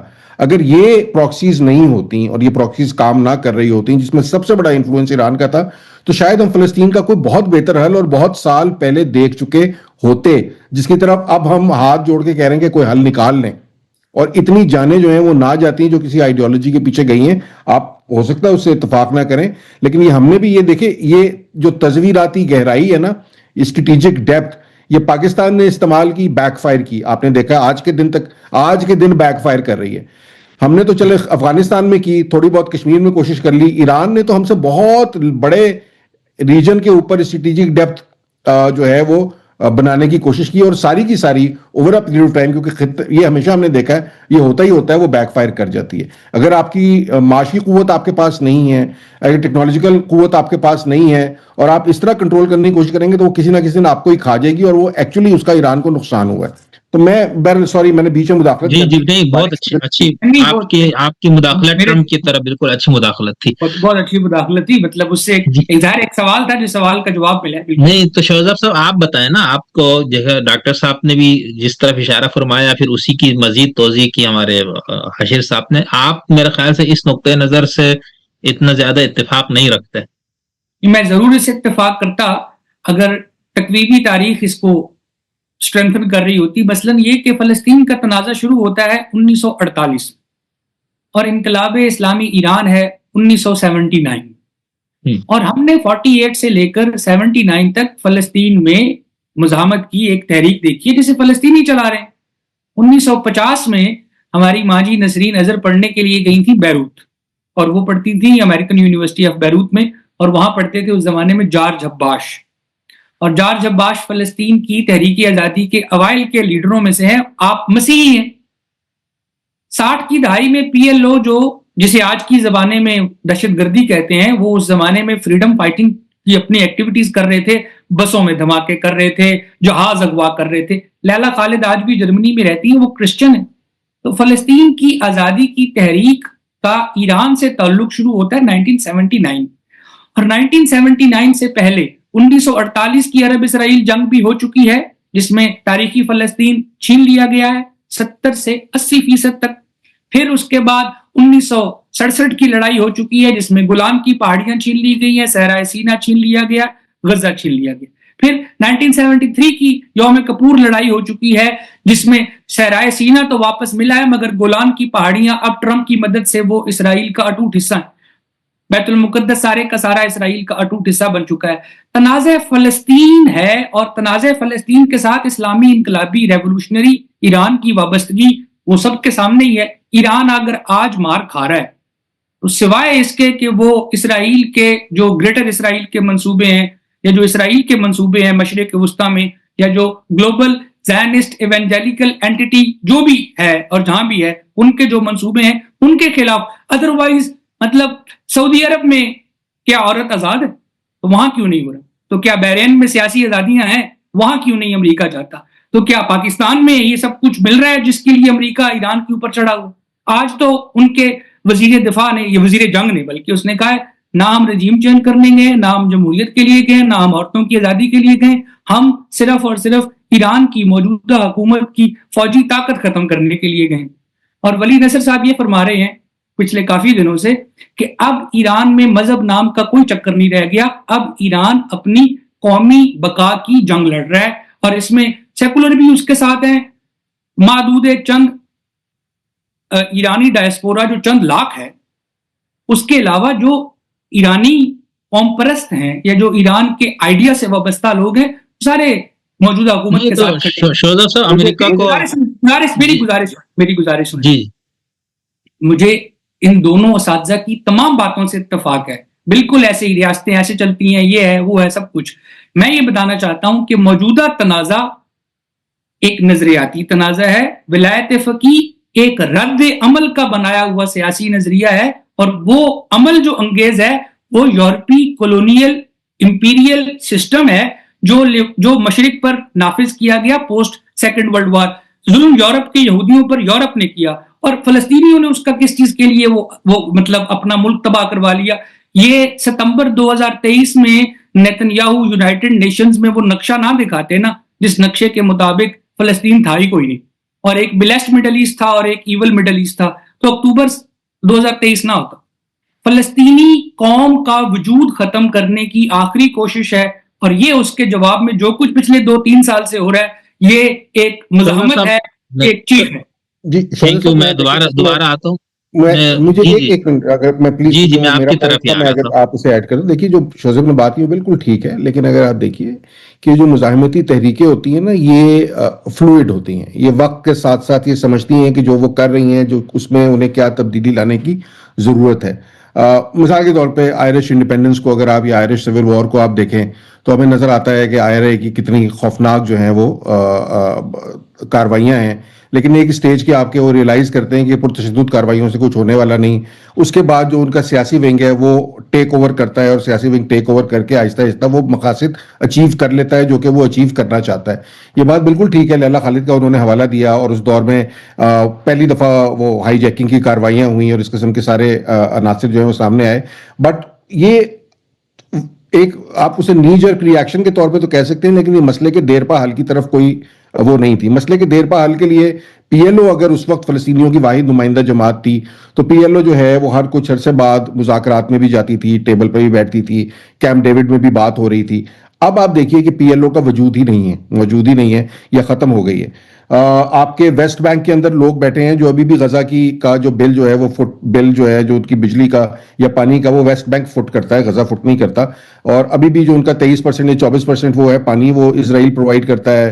بجلی کمیونیکیشن نیٹ ورکس ادھر سے جاتے ہیں، اس کے پیسے وہ ان سے لیتے ہیں، کوئی مفت نہیں دیتے. غزہ کے اوپر جو کچھ ہو رہا ہے وہ ہم دیکھ رہے ہیں پچھلے 2 سال سے. جینوسائیڈ ہے، اور بالکل میں اس میں مجھے کسی کو وہ بتانے کی ضرورت نہیں، مجھے پتا ہے کہ وہ جینوسائیڈ ہے. تو یہ جو ایک ٹرانزیشن تھی نا جو آہستہ آہستہ مزاحمت سے اور نیجک ریاکشن سے پولیٹیکل ڈائیلاگ کی طرف بڑھ رہی تھی 79 کے انقلاب کے بعد، اس میں ایک بالکل نیا موڑ آ گیا. وہ بالکل اس نے ایک نئی ڈائریکشن لے لی اور پرتشدد ڈائریکشن جو ہے اسے ایران نے سپورٹ کرنا شروع کر دیا، بغیر کسی امپیریکل ایویڈنس کے، بغیر کسی لانگ ٹرم آبجیکٹو کے اور بغیر کسی انڈرسٹینڈنگ کے. انہوں نے پراکسیز بنائی. نہیں اب آپ دیکھ لیجئے نا، چلے میں تو آپ چھوڑ دیجئے، آپ ساری باتیں چھوڑ دیجئے. پوسٹ 79 سے لے کر انقلاب ایران کے بعد، 79 میں تو نہیں خیر شروع ہوا، اس سے تھوڑے بعد میں شروع ہوا، لیکن اب تک ہم کہاں کھڑے ہوئے ہیں؟ کیا فلسطینی ریاست جو ہے وہ سکڑ کے اب 10 یا 12% کے اوپر افیکٹولی نہیں رہ گئی؟ غزہ کے اندر ہم کہاں پہنچ گئے ہیں؟ حماس کی کارروائیوں کا ایونچول نتیجہ کیا نکلا ہے؟ اس میں آپ جذباتی نعرے لگا سکتے ہیں بہت سارے، آپ شہادت کے نعرے اور یہ بہت باتیں ہم نے سن لی، یا سنوار کو آپ ہیرو بنا کے پیش کر سکتے ہیں، بٹ افیکٹولی فلسطینیوں نے کیا نقصان اٹھایا ہے یا فائدہ اٹھایا ہے؟ اصل سوال تو یہ ہے. اس کے اوپر ہم بات کرنا نہیں چاہتے کیونکہ ہمیں جذباتی نعرے بیچنا بہت اچھا لگتا ہے. میں کل سے پوسٹ دیکھ رہا ہوں، فلاں فلاں بندہ جو ہے کراچی میں شہید ہو گیا ہے. کس میں شہید ہوا ہے؟ امریکی قونصلیٹ پہ حملے میں شہید ہوا ہے. اور جو اس کے خلاف بات کر رہا ہے وہ تو بہت ہی اسلام مخالف یا فلسطین مخالف یا ایران مخالف آدمی ہے. کوئی پوچھے بھائی کہ اگر آپ نے حملہ کیا، یہ وہی حملے جو ہم کر رہے ہیں، امریکن قونصلیٹ پہ کراچی میں حملہ کر کے آپ نے کون سا کمال کیا؟ اور اس میں شہادت جو ہے وہ کہاں سے اس کے ساتھ آپ نے ایسوسیٹ کر دی ہے؟ جن بچوں کو آپ وہاں بھیجتے ہیں نا، ان سے آپ پوچھیں گے تو علی خان نائی کی اسپیلنگ بھی انہیں شاید نہیں پتا ہوں گے کہ علی خان نائی ہے کون، اس کی تاریخ کیا ہے اور وہ کیا ہے. ہمارے یہاں فرسٹریشن نکالنے کا ایک طریقہ ہے کہ جہاں جس کو موقع ملے، بے نظیر شہید ہو تو علی خان نائی صاحب ہلاک ہوں تو کوئی اور واقعہ ہو عمران خان صاحب کے ساتھ ہو تو وہ آپ سڑکوں پہ نکل آئیں. تحریک لبیک کہے تو آپ سڑکوں پہ نکل آئیں، توڑ پھوڑ شروع کر دیں. سکردو کے اندر پورا آپ نے دیکھا ہے کہ پچھلے دنوں کتنی کو 2 دن پہلے، شگری صاحب آپ کو تو میرے سے بہتر پتا ہوگا کیا کچھ وہاں نہیں ہوا. AKRC کا پورا دفتر جلا دیا، 28 گاڑیاں جلا دی، گریڈ اسٹیشن جلا دیا، آفیسز جلا دیے، سڑکوں پہ لوگ مر گئے. یہ جذباتیت نہیں ہے تو یہ کیا ہے؟ آپ پریگمیٹک چیزوں کا سلوشن کیوں نہیں ڈھونڈتے؟ جہاں آپ آج کھڑے ہیں، میرا اکثر ہی سوال ہوتا ہے کہ بھائی جہاں آج آپ سے 30 سال پہلے کھڑے تھے اور جہاں آج آپ کھڑے ہیں، آپ نے پایا کیا ہے اور آپ نے کھویا کیا ہے؟ یہ سوال کر کے دیکھ لیجئے. اور پانے اور کھونے کے لیے آپ کو اسٹریٹجیز کیا رکھنی چاہیے تھی اور کیا آپ نے رکھی ہیں؟ جذباتی نعرے آپ لگاتے رہیں اور 20 سال 50 سال اور لگا لیں، جو 10% ریاست رہ گئی وہ بھی نہیں رہ جائے گی آپ کی. صاحب میں ذرا ڈاکٹر صاحب سے ہی پوچھ لیتا ہوں نا کہ کیا کھویا اور کیا پایا، خاص طور پر ایران نے، اور جو اسلامی ایران انقلاب کے بعد جو علماء کا ایران تھا، ان کی حکومت و اقتدار، تو یہ جو مشرق وسطیٰ میں یہ سارا کچھ رہا، یہ انقلاب کو ایکسپورٹ کرنے کے لیے زیادہ اس کی وجہ سے مسائل ہوئے، یا پھر جو فلسطین کے مسئلے کو ایران نے اٹھایا اور جس کی طرف حاشر صاحب ایک انداز سے روشنی ڈال رہے ہیں اور شوذب صاحب کو دوسرا خیال ہے؟ تو آپ کا کیا اس پہ، آپ کی رائے کیا ہے سر؟ ڈاکٹر صاحب یہ ذرا مائک اوپن کریں. ہاں آپ بولیں. دیکھیں جو شوذب نے بات کی یا جو حاشر بھائی نے بات کی، بنیادی طور پہ دیکھیں جب انقلاب آ گیا تو انقلاب کو دیکھیں انقلاب آنے کے بعد غربت بھی بہت شاندار پھیلی تھی ایران میں، وہ بھی آپ نظر میں رکھیں. وہ اسلام کے نام پہ اور سادہ زندگی اور ائمہ کی زندگی اور رسول اللہ کی زندگی، وہ جو پورے کا پورا نیریٹو ہوتا ہے پورا، وہ آپ نے چلایا. ٹھیک ہے بھائی، عوام نے لبیک کہا، وہ ساتھ تھی. اس کے بعد وہ آہستہ آہستہ آپ رجیم کو طاقتور بناتے گئے. اس کے اندر اس میں 10 سالہ وہ جنگ بھی چل رہی تھی، عراق کے ساتھ آپ تھے. ادھر آپ فلسطین کا بھی 80 سے پھر شروع ہوا فلسطین کا. اس کے اندر ایران نے کہ وہ مظلوم ہیں اور وہاں پہ ان مظلوموں کی حمایت کرنی ہے، اور امریکہ جو ہے وہ ظالم ہے اور وہ فیور کر رہا ہے اس مسئلے پہ پورا، شیطان بزرگ اور مرکبر اسرائیل مرکبر امریکہ. وہ یعنی آپ ڈائریکٹ کنفرنٹریشن میں چلے گئے ویسٹرن پاورز کے اور وہ بھی یو ایس کے. اچھا ایک بات میں آپ کو یہاں بتا دوں کہ جس بات کو نیگلیکٹ کر دیتے ہیں اسکالرز بیٹھ کے، دیکھیں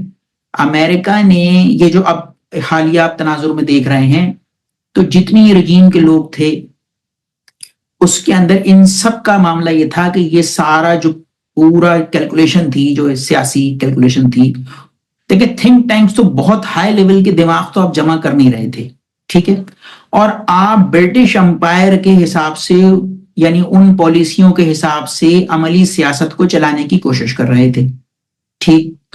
اچھا میں فرق بھی آپ کو بتا دیتا ہوں، یہ آپ کو دونوں کو فرق بتاتا ہوں میں. آپ برٹش امپائر کا عالم یہ تھا کہ وہ بڑی میں تو کہتا ہوں بہت زیادہ سلجھی بھی تھی اور پڑھائی لکھائی کے ادارے بھی قائم کرتی تھی، اور آزاد کو جیل کٹا دی، وہاں وہ غبار خاطر لکھ رہے ہیں. زیادہ سنگین مسئلہ ہوا تو تو کالے پانی کی سزا دے دی, بچ کے آ گئے تو ٹھیک ہے زندگی گزار لو, فتوے وتوے دو یا کچھ لکھت پڑھ کر کام کرو, یونیورسٹی میں پڑھاؤ, معاملہ چلتا رہے گا. لیکن دیکھیں امریکہ جب سپر پاور بنا سیکنڈ ورلڈ وار کے بعد, تو دیکھیں اس نے جو سیکنڈ ورلڈ وار, یا بھولتے ہیں ہمیشہ اس بات کو کہ سیکنڈ ورلڈ وار جو اینڈ کی تھی وہ ہیروشیما اور ناگاساکی پہ ایٹم بم مار کے کی تھی انہوں نے, یہ بھول جاتے ہیں یہ بات. اور انہوں نے کہا تھا کہ اگر سرنڈر جاپان نہیں کرتا تو پھر ٹوکیو کا نمبر تھا. یہ بات یہ ذہن میں رکھنی چاہیے کہ امریکن پاور جو ہے وہ کس حساب سے ایگزسٹ کرتی ہے. ٹھیک جناب. اس کے بعد اب آپ یہ سلسلہ چلتا رہا, یہاں پہ آ گیا. اس کے بعد بھی آپ امریکہ اپنے چکروں میں تھا, کولڈ وار کا چکر تھا, وہ سوویت یونین کے ساتھ 1-to-1 تھا. یہاں یہ آ گیا آپ کا انقلاب, اس میں آپ پینیٹریشن آہستہ آہستہ کر رہے تھے مڈل ایسٹ کے اندر. سعودی عرب تھا, گلف تھا, تیل چل رہا تھا, سارا معاملہ تھا. دیکھیں اب جو ریسنٹ ایونٹ ہوئے ہیں سارے, میں ایک بات ہی کہتا ہوں کہ امریکہ نے ایز اے سپر پاور جو وینیزویلا کا واقعہ ہوا اور انہوں نے کیپچر کی, ریجیم چینج کیا, صدر کو اٹھا کے لائے. آپ یہ تاریخ کے طالب علم ہیں, شوزد بھائی بھی اس سیاست کو, تاریخ کو دیکھتے ہیں, حاشر بھائی مجھ سے زیادہ سیاست کو یا تاریخ کو ان کی گہری نگاہ ہے. مجھے آپ یہ بتائیے, معلوم تاریخ میں نسل انسانی کی 500 سے 700 سالہ تاریخ کے اندر کسی مغل نے, انگریزوں نے, برٹش امپائر نے, کسی اور امپائر نے ہینڈ کف کر کے کسی ملک کے صدر کو, وزیر اعظم کو روڈ پر گھمایا ہے؟ تاریخ میں کوئی ایک نظیر لا دیجیے آپ مجھے. نادر شاہ کو لے آئیے, منگولوں کو لے آئیے, عباسیوں کو لے آئیے, ایرانیوں کو لے آئیے, کسی کو لے آئیے, نہیں گھمایا. امریکن گورنمنٹ نے, امریکن امپائر نے وینیزویلا سے ان کا صدر اٹھایا, لے کر آئے, ہینڈ کف تھے, آنکھوں پہ پٹی بنی ہوئی تھی, اور نیو یارک کی سڑک کے اوپر APV کے گیٹ کھول کے عوام ویڈیو بنا رہی تھی. پہلی دفعہ ہوا ہے نسل انسانی کی 700 سالہ تاریخ میں, مجھے کوئی نظیر نہیں ملی کہ کسی کے روڈ پہ پریڈ کرائی ہو. یہ وینیزویلا کوئی چھوٹا ملک نہیں ہے. ہم یہ کریں گے. ایک بات. دوسری بات ہے کہ جب کمپیریزن کرتے ہیں آپ دونوں سپر پاورز کا, یعنی برٹش راج کا اور امریکنز کا, امریکنز جو ہیں وہ کہتے ہیں ایلیمینیٹ کر دو. 9/11 کے بعد تو وہ کہتے ہیں پریونٹیو اسٹرائک, جو انہوں نے قاسم سلیمانی کے ساتھ کیا تھا. ہمیں لگا تھا کہ یہ زلمے خلیل زاد کو ہٹ کریں گے, ہم نے اس سے پہلے ہٹ کر دیا. برٹش امپائر سے کمپیریزن ہی نہیں ہے سوچ کا امریکنز کی. امریکنز اب اس لیول پر آئے کہ یہ سوچے گا ہم اس سے پہلے اسے ختم کر دیں گے, کرے گا تو یہ بعد میں. یہ سوچنے کی اگر یہ کوشش میں ہے نا, اگر یہ, تو ہم اس سے پہلے اس بندے کو ایلیمینیٹ کر دیں گے. ہم یہ جیل نہیں کٹائیں گے کہ وہ جیل کٹے گا, وہ چکی کاٹے گا, وہ برٹش امپائر کرتی تھی. ہم اس سے بالکل ڈفرینٹ ہیں. ہم کہتے ہیں بندہ ہی نہیں ہونا چاہیے. وینیزویلا میں بھی انہوں نے یہی کیا. تیل ویل جو معاملہ تھا ان کا پورا اس تناظر میں, یہ بات اس پورے خطے میں بھول جاتے ہیں کہ بھائی اس وقت ایک ریس ہے. رشیا جو ہے وہ اپنے حساب کتاب میں ہے, لیکن چائنن انفلوئنس اور اس کے پاس جو آئل کیپیبلٹی ہے اور جو ریزروز کا معاملہ ہے, امریکہ بھی اسی ریس کے اندر ہے. اب تو ایران کے پاس ڈپازٹ تھے, اب رجیم چینج کریں, یا وہ والی بات ہے کہ فرسٹ ایئر کہاں گئے بھائی, انہیں شہادت دے دی. دوسرے جو 7 جن کو نومینیٹ کیا تھا ان کو بھی مار دیا. تیسرے یا چوتھا, مطلب وہ فرینچ ریولوشن والا کچھ معاملہ ہو جائے کہ اعلان ہوتا تھا پوسٹ کے لیے کہ فلانا وزیر بنے گا اور بندہ نہیں ہوتا تھا. یہ امریکنز, میں آپ کو بتاؤں, یہ امریکنز وہی فرینچ ریولوشن والا کھیل ایران میں کریں گے. اتنی بومنگ کریں گے کہ پھر اس کے بعد اپنا بندہ لا کے وہ مجمع میں سے کھڑا ہوگا, بولا گا میں بن جاؤں وزیر, وہ کہیں گے اچھا آپ ہی بنیں گے, آ جائیے. اور پھر آپ کہہ رہے کہ بات یہاں جا رہی ہے, یہی ہوگا نتیجہ. دیکھیں تاریخ سے ہم سبق نہیں سیکھتے. تاریخ میں سب کچھ کھلم کھلا لکھا ہوا ہوتا ہے. تو ہم 1955 میں ڈاکٹر 1955 میں امریکہ نے ویتنام میں فوجی کارروائی شروع کی تھی اور 1972 میں ختم ہوئی تھی. اس فوجی کارروائی میں 3.5 ملین 35 لاکھ ویتنامی مارے گئے تھے اور 58,000 امریکی فوجی مارے گئے تھے. پھر امریکہ جب سائگون سے نکلا تھا تو وہ تصویر مجھے یاد ہے, میں نے دیکھی. یہ ابھی اگست 15 2021 کو جب طالبان کے آنے کے بعد امریکہ کابل سے نکلا ہے, وہ بھی ہم نے دیکھا ہے کہ ان کے ساتھی C-130 پر لٹک رہے تھے. میں تاریخ کے لیے گزارش کر رہا ہوں نا. امریکہ اپریل 2003 میں عراق میں آیا تھا. آج امریکہ کی دھمکی کو 2 دن ہو گئے, سوموار ہے نا, جمعے تک کی دھمکی تھی کہ نوری المالکی کا نام اگر پرائم منسٹرشپ سے واپس نہیں لیا گیا نا عراق میں تو ٹرمپ عراق کے ساتھ یوں کر دیں گے وہ کر دیں گے. 2026 میں نوری المالکی عراق کے آئندہ 5 سالوں کے لیے وزیر اعظم بننے جا رہے ہیں. یہ بھی تاریخ کے ہی قصے ہیں. اس میں کوئی شک نہیں کہ امریکہ نے وینزویلا کے صدر کو اٹھا لیا ہے اور پچھلے 700 سال کی تاریخ میں ایسی کوئی مثال نہیں ملتی. میں تو اتنا ایران کو نہیں جانتا جتنا ڈاکٹر ولی نصر جانتے ہیں.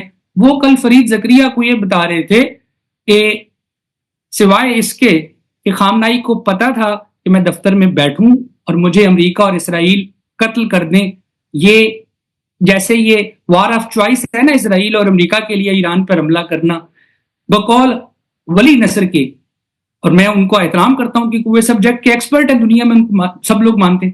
انہوں نے کہا ہے کہ this was the death of choice. خامنائی نے چوز کیا کہ میں یہاں دفتر میں بیٹھا ہوں، آپ مجھے مارے. اور انہوں نے اس کی ایک توجہ بھی دی ہے. نے کہا ہے کہ شاید یہ اس لیے تھا کہ اب رجیم کو بچانے کے لیے، نظام کو بچانے کے لیے جو کچھ جنوری میں ایرانی ریاست نے پبلک کے ساتھ کیا ہے اس داغ کو دھونے کے لیے ضروری تھا کہ خامنائی اب اپنی الٹیمیٹ قربانی دے.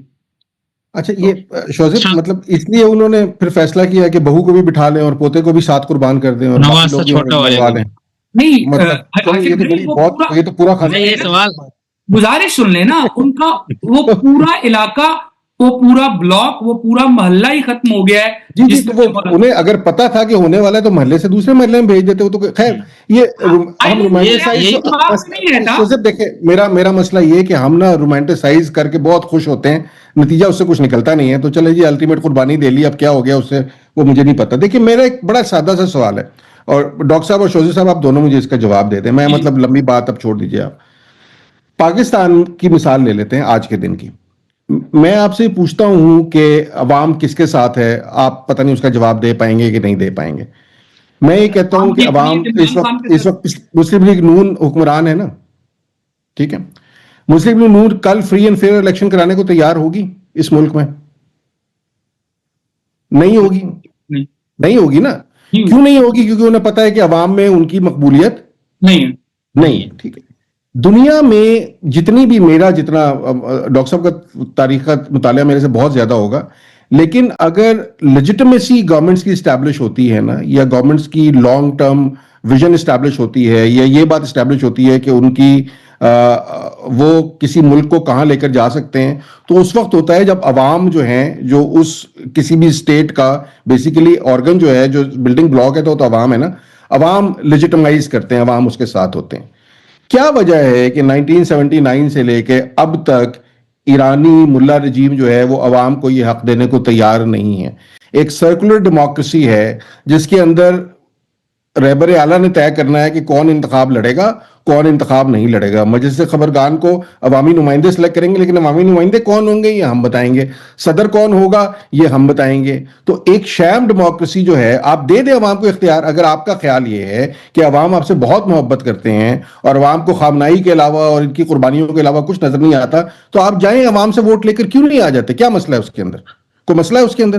کیا پریشانی ہے کہ یہ سرکولر اور شام ڈیموکریسی جو ہے 1979 سے اب تک چلتے چلتے 50 سال ہو گئی ہے اور یہ لوز کرنے کو اس کو تیار نہیں ہے، جو کہ انتہائی ایک بیوقوفانہ نظام ہے جس کے اندر عوام کی کوئی سے نہیں ہے.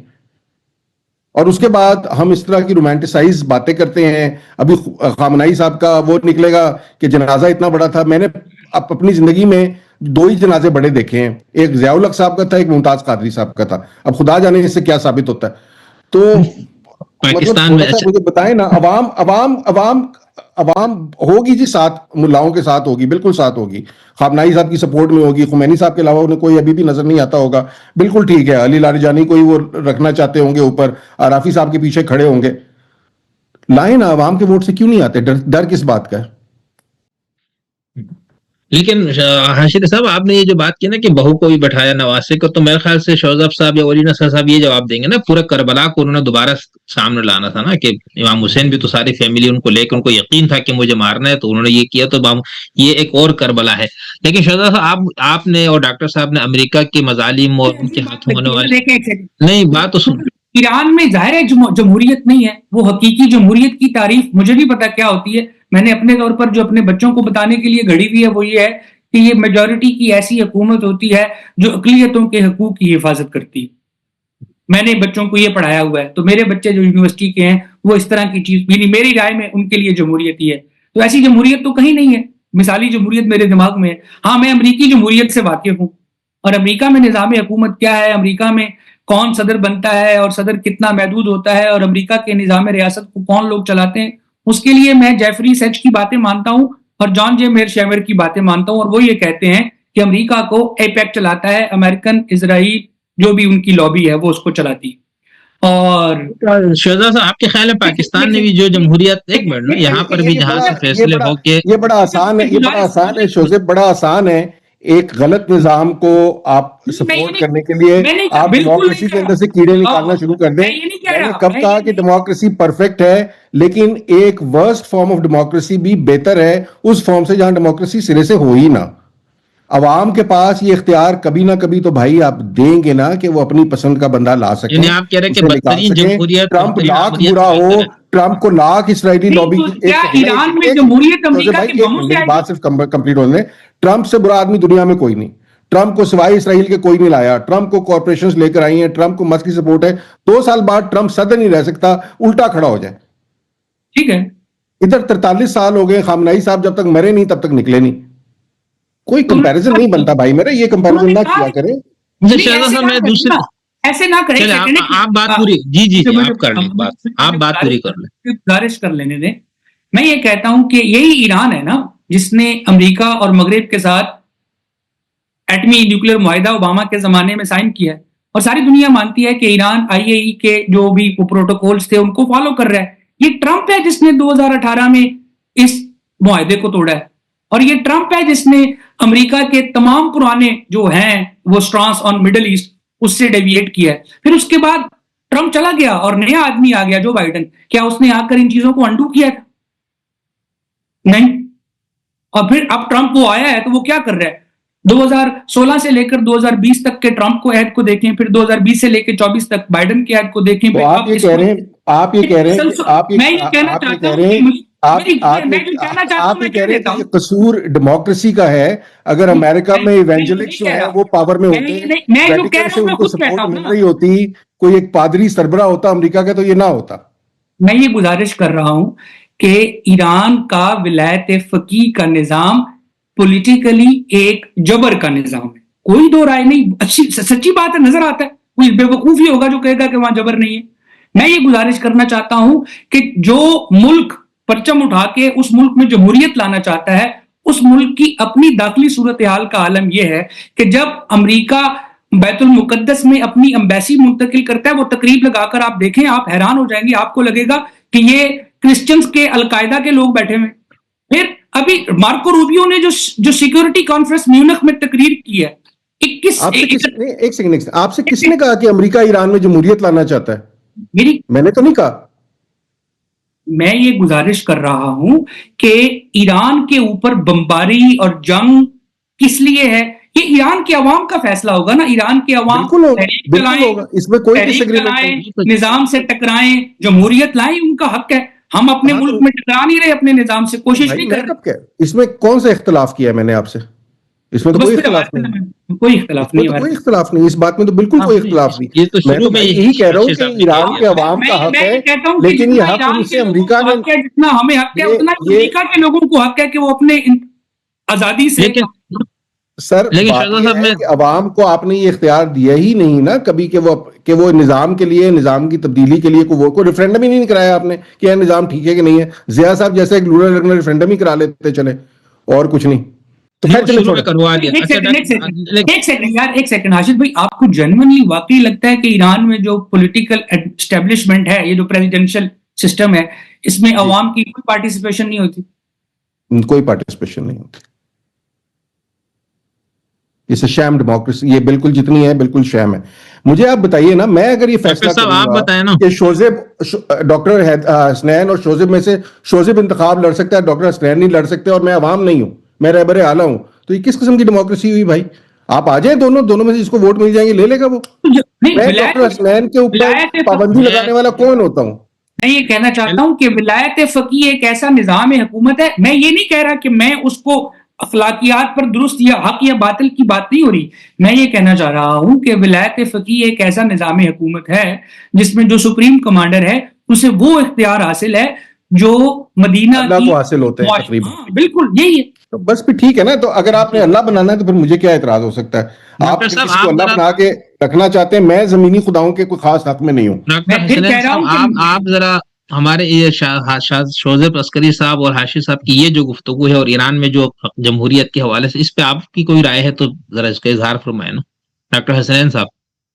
دیکھیں مسئلہ یہ ہے کہ جو ریفرینڈم جنرل محمد ضیاء الحق نے کروایا تھا کہ کیا آپ اسلام کے نفاذ کے حق میں ہیں، ایک ہی سوال تھا. آپ بتائیں پاکستان کی رپورٹڈلی آبادی 99% یا 99.9% یا 98% تو بھائی کلمہ گوئی ہے نا سارے. کون کہے گا بھائی یہ بتائیے کہ اسلام کا نفاذ وہ ہو گیا تھا؟ پھر نفاذ پھر وہ خادمین حرمین شریفین اور سب کچھ لال رنگ کا ایک پٹا سا بھی گلے میں ڈالتے تھے اور مطلب وہ پورا ایک مطلب خلیفۃ المسلمین والی کیفیت کے اندر جنرل محمد سے شورا بھی انہوں نے بنا دی تھی پوری کی پوری. طریقہ کار تھا ان کا پورا. ایران کا بھی بتائیں نا، ایران میں کیا جمہوریت نہیں تھی یا نہیں ہے؟ ایران میں دیکھیں مسئلہ صورتحال یہ ہے کہ جو جمہوریت وہ کہتے ہیں جس طریقے سے ولایت فقیہ کا نظام چلاتے ہیں تو آپ دیکھیں نا کہ اس کو تو انہوں نے آپ وہ 17 سینچری کا یورپ اور کلرجی اور پاپ وہ سب آپ لے لیں اور آپ اس کو ایران کے اندر ڈالیں کہ بھائی وہاں ووٹ کچھ ڈلوائیں گے لوگوں سے اور وہ سارے شیعہ ہوں گے اور ان کے مد مقابل کون ہوں گے. اچھا دوسری بات یہ کہ اگر وہ جس طریقے سے جو ابھی شوزب بھائی نے بات کی اور عاشر بھائی نے بات کی تو میں آپ کو ایک بات بتا دوں. ریسنٹ ڈیولپمنٹ 1-2 سال پہلے کی بات ہے، کوئی خاتون تھی، بڑا وہ مسئلہ اٹھا اور وہ یہ ہوا شاید وہ اسپیکر کے لیے الیکٹ ہونے کے لیے ایرانی اس میں پارلیمنٹ میں وہ خاتون شاید اپنی نومینیشن پیپر فائل کرانا چاہ رہی تھی. تو شاید سینٹ کے یا ان کے جو اسپیکر کے چیئرمین تھے انہوں نے یہ کہہ کر ان کے نومینیشن پیپر واپس کر دیے تھے کہ آپ خوبصورت ہیں اس لیے ہم آپ کے پیپر نہیں لے سکتے. اچھا تو یہ شکل صورت تو بھائی اللہ میاں نے بنائی تھی نا. یہ اگر گوری چمڑی بنائی ہے تو اس کا قصور تھوڑی ہے کوئی. ابھی حال ہی میں ایران کی نائب صدر تھی محمد معصومہ خاتون، وہ خاصی خوش شکل تھی اور وہ جو ہاسٹیج کرائسس تھا نا اس میں بھی ویسٹرن پریس سے بات کرنے کے لیے وہ ایز اے اسٹوڈنٹ یونیورسٹی آیا کرتی تھی. تو ایران کی تو ابھی ریسنٹ ایک وائس پریزیڈنٹ تھی معصومہ ہوئی تھی نا، یہ تو ایک بنائی تھی لیکن اس سے پہلے اس پہ بڑا کریٹیسزم ہوا تھا نا. ایک اور بات ابھی حال ہی میں ابراہیم رئیسی کے قتل کے بعد یا وہ جو ان کا ہیلی کاپٹر گرا اس کے بعد جو ایران کے صدر بنے تھے محمد صادق مخبر، وہ سنی تھے.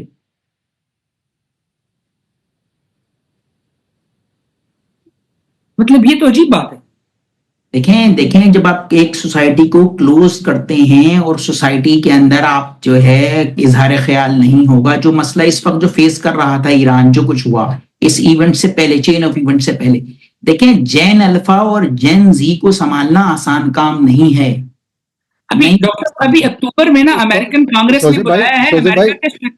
بھائی آپ جا رہے ہیں، دیکھیے آپ اس وقت مجھے اینیکڈوٹس دے رہے ہیں. مجھے نہیں پتا صادق مخبر صاحب کو کیوں صدر بنایا یا کسی کو کیوں صدر بنایا. مجھے آپ یہ بتائیے رہبر اعلیٰ کی مرضی کے بغیر ایران میں عوام کی طاقت سے کوئی صدر بن سکتا ہے اس ملک میں؟ صادق مخبر ہو، محمودی احمدی نژاد ہو یا کوئی بھی ہو. ایران کی ریاست کے 9 کروڑ 19 لاکھ 99,999 بندے کہیں نا کہ صادق مخبر کو صدر بنائیں اور خامنائی صاحب کہیں نہیں ہے. تو جی تو پھر میں یہی آپ سے بات کر رہا ہوں. میں صرف یہی بات میں آپ سے کر رہا تھا کہ جب آپ کسی کو بناتے ہیں تو پھر آپ اپنے مفادات کے تحفظ کے لیے بناتے ہیں. آپ اس لیے نہیں بناتے کہ وہ سنی ہے یا شیعہ ہے میرٹ پہ ہے. پھر میرٹ پہ نہیں بنتی چیزیں، پھر آپ اپنے مفادات کا تحفظ کر رہے ہوتے ہیں. وہ سنی کر لے، وہ شیعہ کر لے، وہ جو مرضی کر لے، آپ کی بلا سے آپ کو فرق نہیں پڑتا. مسئلہ یہ ہے کہ ایسی حکومت دنیا کی تاریخ میں لیجیٹمیٹ حکومت نہیں ہوتی. سمپل سی سادہ سی بات یہ ہے. آپ اسے لیجیٹمیٹائز کہنا چاہیں تو مرضی ہے، تو میں کچھ کر دوں، ہم کوئی بھی کچھ نہیں کر سکتا. میں آخری 2 سوال کرنا چاہوں گا. ایک تو یہ شوزیب صاحب، ابھی جو آپ نے گزشتہ ایک پروگرام میں بھی اور شاید آپ نے فیس بک پہ بھی اس پہ لکھا تھا اپنے اس میں پوسٹ میں کہ اگر خامنائی صاحب کو کچھ ہوا تو دنیا بھر کے شیعوں کی طرف سے ایسا رد عمل آئے گا کہ سنبھالا نہیں جائے گا اور یہ سب. تو آپ کو کیا لگتا ہے کہ پھر کیا یہ شروع ہو گیا ہے؟ کیا شیعوں میں بھی اس طرح سے جہادی مسلح تنظیمیں تمام جہاں شیعہ آبادیاں وہاں پر اٹھ کھڑی ہوں گی اور اسی طرح دہشت گردی کی پوری ایک لہر دوبارہ دنیا میں آئے گی جس طرح سنی دنیا میں ہوا تھا؟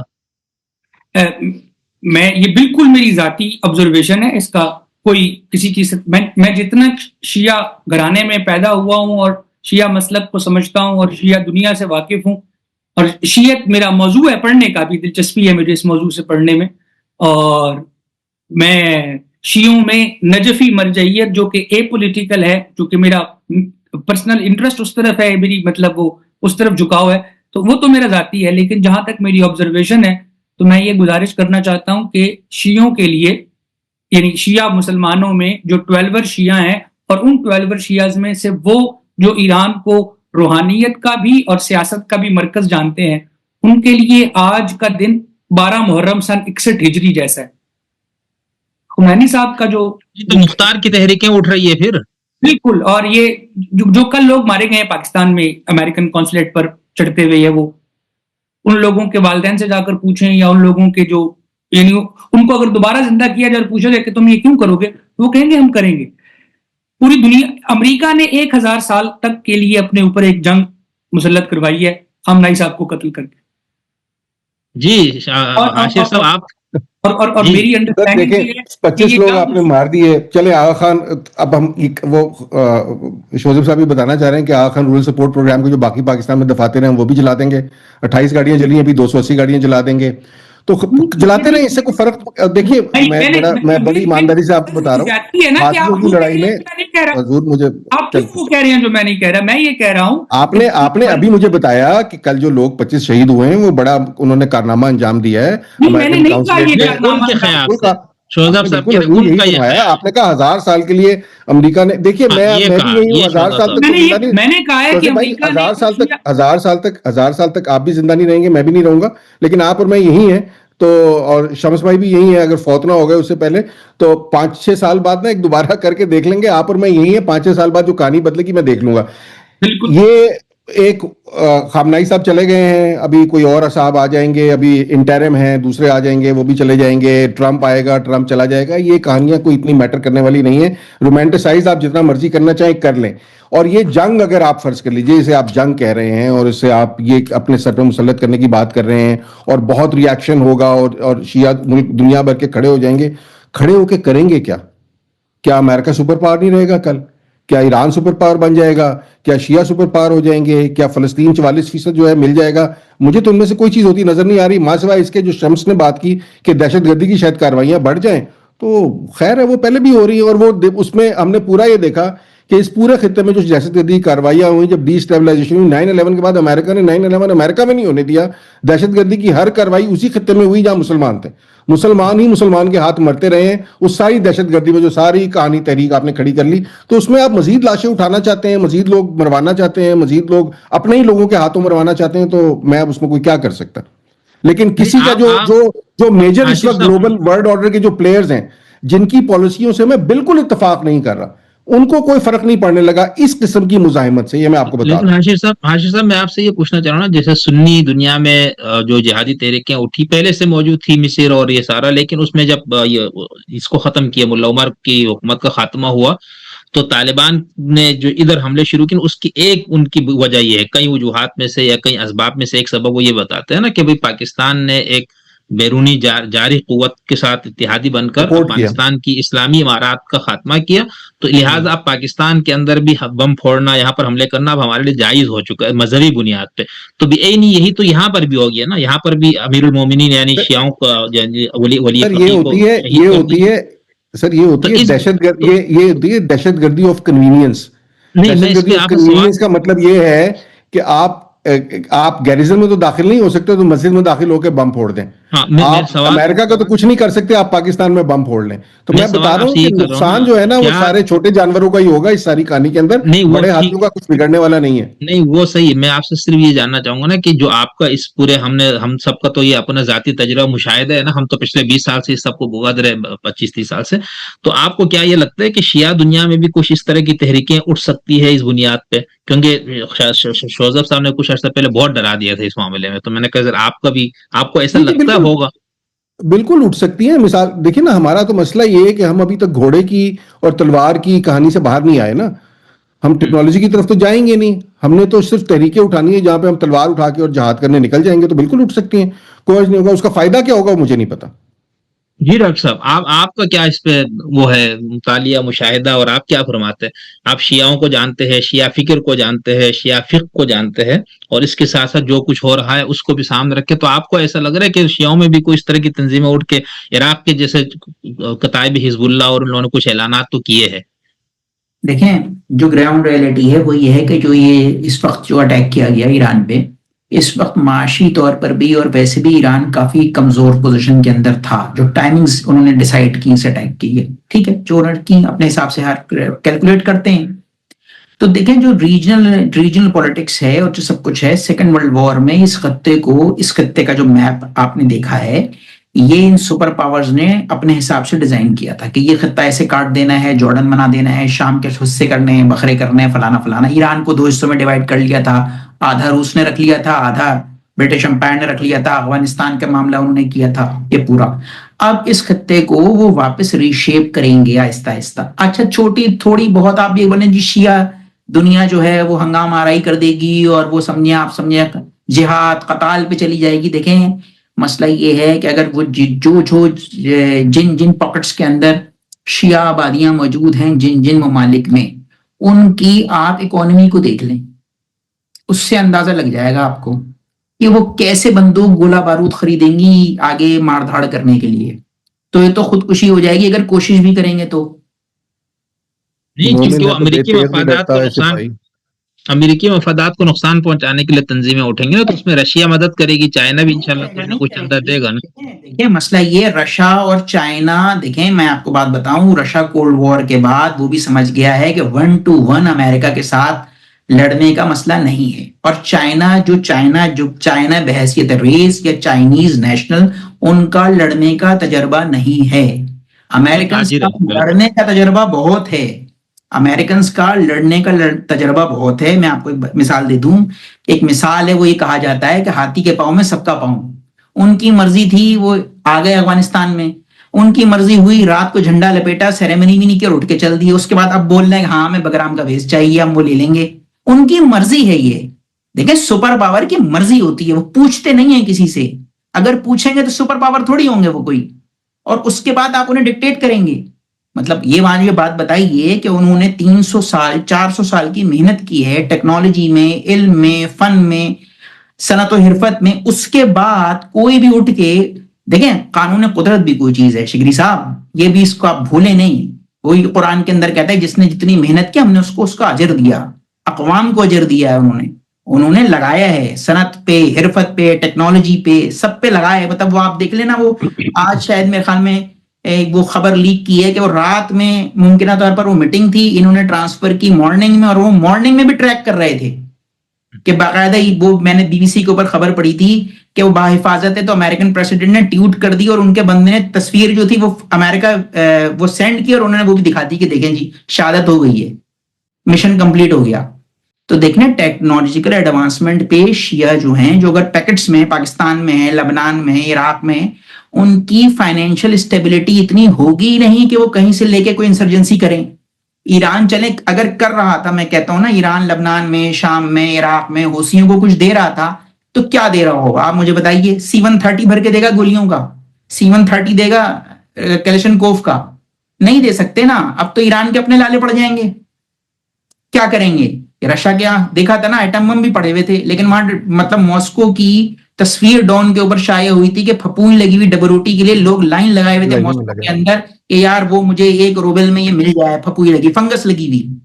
ایٹم بم موجود تھے، سب کچھ موجود تھا، وہ کلیشنکوفز بھی موجود تھیں، لیکن اسلحہ گولہ بارود چلانے والے نہیں تھے، وہ روٹی کے پیچھے بھاگ رہے تھے.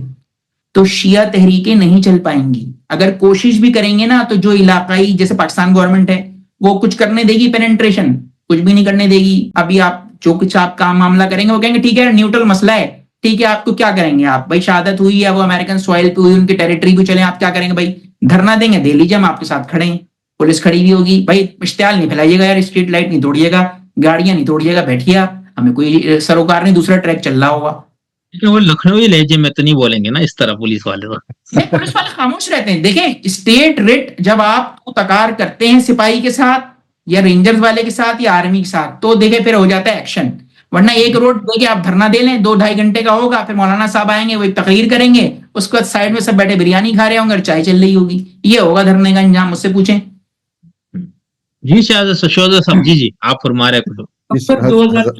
ستمبر 2024 میں حزب اللہ اور اسرائیل کے درمیان جنگ بندی ہوئی, اور تب سے لے کر اب تک اسرائیل ہر ہفتے 2-4 حملے جنوبی لبنان میں کرتا ہے, ڈرون سے یہ وہ, اور اس سے لوگ مرتے ہیں, اور حزب اللہ کوئی جواب نہیں دیتی. حزب اللہ نے آج صبح یہ جو رات گزری ہے, اسرائیل کی طرف 3 راکٹ یا 4 راکٹ فائر کیے ہیں, جو کہ کوئی نقصان نہیں ہوا, لیکن جواب میں اسرائیل نے حزب اللہ کے خلاف بمباری شروع کر دی ہے.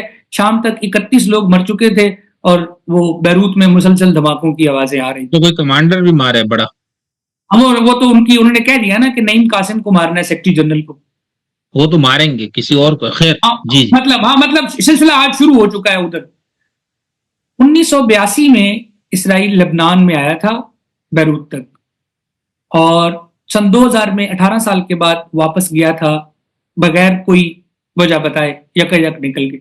ساری دنیا کہتی ہے کہ حزب اللہ کی فوجی کارروائیوں نے اسرائیل کو لبنان سے ریٹریٹ کرنے پر مجبور کیا. آج بھی اسرائیل کے جو رائٹ ونگ پولیٹیشنز ہیں وہ یہ کہتے ہیں یہ بہت بڑی غلطی تھی 2005 میں غزہ سے نکلنا, سن 2000 میں لبنان سے نکلنا. امریکہ 1984 میں بیروت سے نکلا تھا, بیرکس پر دھماکہ, یہ جس کے لیے ایپک فیوری جو نام رکھا ہے انہوں نے, کہ وہ سارے بدلے لینے ہیں پچھلے. فرانسیسی افواج اور امریکی افواج بیروت سے گئی تھی سن 80 کے وسط میں, اور وہ یہ حزب اللہ کے 2 خودکش حملہ جو ٹرک حملے ہوئے تھے اس کے بعد گئی تھی. اور ابھی جب 2003 میں عراق پر امریکہ نے قبضہ کیا تھا, اور نجف اور کربلا میں جب امریکہ کی فوجیں آئی تھی, تو مقتدا الصدر کے لوگ کھڑے ہوئے تھے, اور کئی سال انہوں نے خاصا مارا تھا امریکی فوجیوں کو نجف اور کربلا میں. اور پھر فلوجہ کی مزاحمت تو ہمیں یاد ہی ہے, جہاں صدام کے جانے والے سنی موجود تھے. تو مجھے مطلب بھائی آپ تو میرا کیس ہی پریزنٹ کر رہے ہیں خود ہی. مطلب میں ابھی 2 سال پہلے میں 2 سال پہلے میں فرانس گیا تھا, اس سے پہلے میں امریکہ گیا تھا, بیروت بھی میرا دیکھا ہوا ہے. تو یہ ساری کہانی ہو کے مجھے تو نظر یہ آیا کہ یہ جو بیچارے جو مار کھا کے آج جن لوگوں کو آپ نے مار مور کے بھگا دیا, وہ تو بڑے خوشحال ہیں, بڑے اچھے حال میں رہ رہے ہیں, اور جن لوگوں نے مار کے بھگایا ان بیچاروں کے تو حالات بہت برے ہیں اس وقت. تو آپ اس قسم کی اگر حالات مزید مول لینا چاہتے ہیں کچھ مزید ممالک میں, تو 100 بسم اللہ کیا فرق پڑتا ہے. اسرائیل کی جی ڈی پی جہاں پہ کھڑی ہے, اور اسرائیل آج جس مقام پر ہے, اور بیروت اور لبنان میں جو اس وقت حالات ہیں وہ بھی آپ کے سامنے ہیں. تو آپ نے کرا کے جو آپ نے بات یہ ہے کہ آخر میں جو آپ نے اچیو کر لیا, میں وہ اچیومنٹ جو ہے نا, میں اس کو کبھی کسی بھی پیمانے پہ جب ناپتا ہوں تو رومانٹک نعروں کے علاوہ تو مجھے اس میں کوئی نظر نہیں آتی جان. لیکن طالبان نے بھی ابھی 2021 میں جب امریکہ نکلا تھا تو بھی طالبان نے جناب امریکہ کو شکست دے کر بھیج دیا ہے, تو یہ کر دیا ہے, تو وہ کر دیا ہے.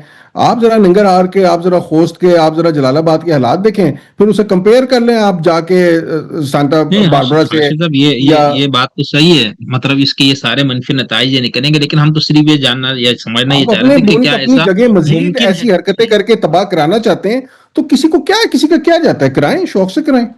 جی شہزاد صاحب آپ کچھ کہنا چاہ رہے ہیں. جو باتیں کہی نا, ایک سیکنڈ حاشر بھائی نے ابھی جو باتیں کہی, مطلب میں اسرائیل گیا ہوں, نہ میں بیروت گیا ہوں, نہ میں کراچی گیا ہوں, نہ میں کوئٹہ گیا ہوں. میں تو یہ اسلام آباد میں جو میرے مالی وسائل اتنے ہیں کہ میں سرگود اسلام آباد کے بیچ میں گھومتا پھرتا رہتا ہوں, یا کبھی لاہور چلا جاتا ہوں.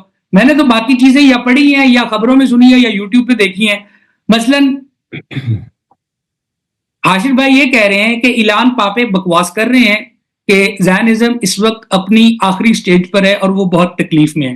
حاشر بھائی یہ کہہ رہے ہیں کہ پروفیسر نارمن فرینکلسٹائن بکواس کر رہے ہیں, پروفیسر جیفری سچ بھی بکواس کر رہے ہیں, اور پروفیسر جان جے میرشائمری بھی بکواس کر رہے ہیں, اور ڈاکٹر ولی نظری بھی بکواس کر رہے ہیں. کیونکہ میں جو باتیں کر رہا ہوں نا, صرف ان سے سن کر نقل کر رہا ہوں اور اپنی آبزرویشن شیئر کر رہا ہوں. میں نہ اسرائیل گیا ہوں, نہ بیروت گیا ہوں, نہ کہیں گیا ہوں. تو میری باتیں تو ہیں بھائی, یا مشاہدہ ہے. ایک فنکلسٹائن نے کتنی دفعہ حزب اللہ کی تعریف کی ہے زندگی میں؟ مجھے نہیں پتا. ایک دفعہ بھی کی ہے.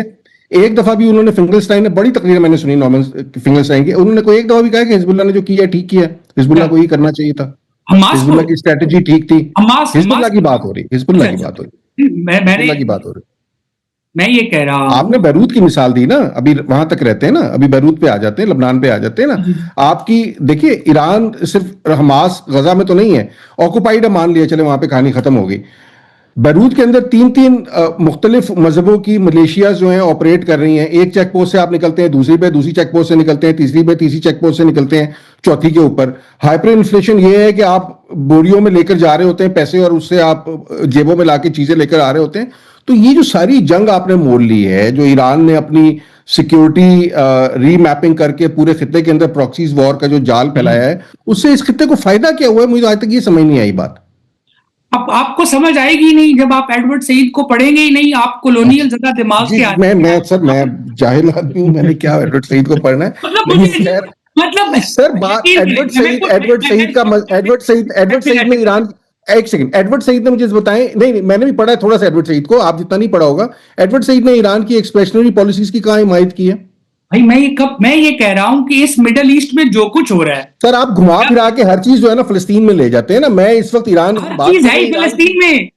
ایران کی بات کر رہا ہوں. کا سارا مسئلہ وہ ایران کی ڈسکشن ہے, اس پہ ہم کر چکے ہیں بات, گفتگو کر چکے ہیں. آپ نے گزارش ساری گھما پھرا کے 4 لوگ آپ نے چنے, وہ بھی سب جو اس وقت فلسطین کے موضوع کے اوپر بات کر رہے ہیں, اور اس میں ان کی اکثر باتوں سے میں متفق ہوں.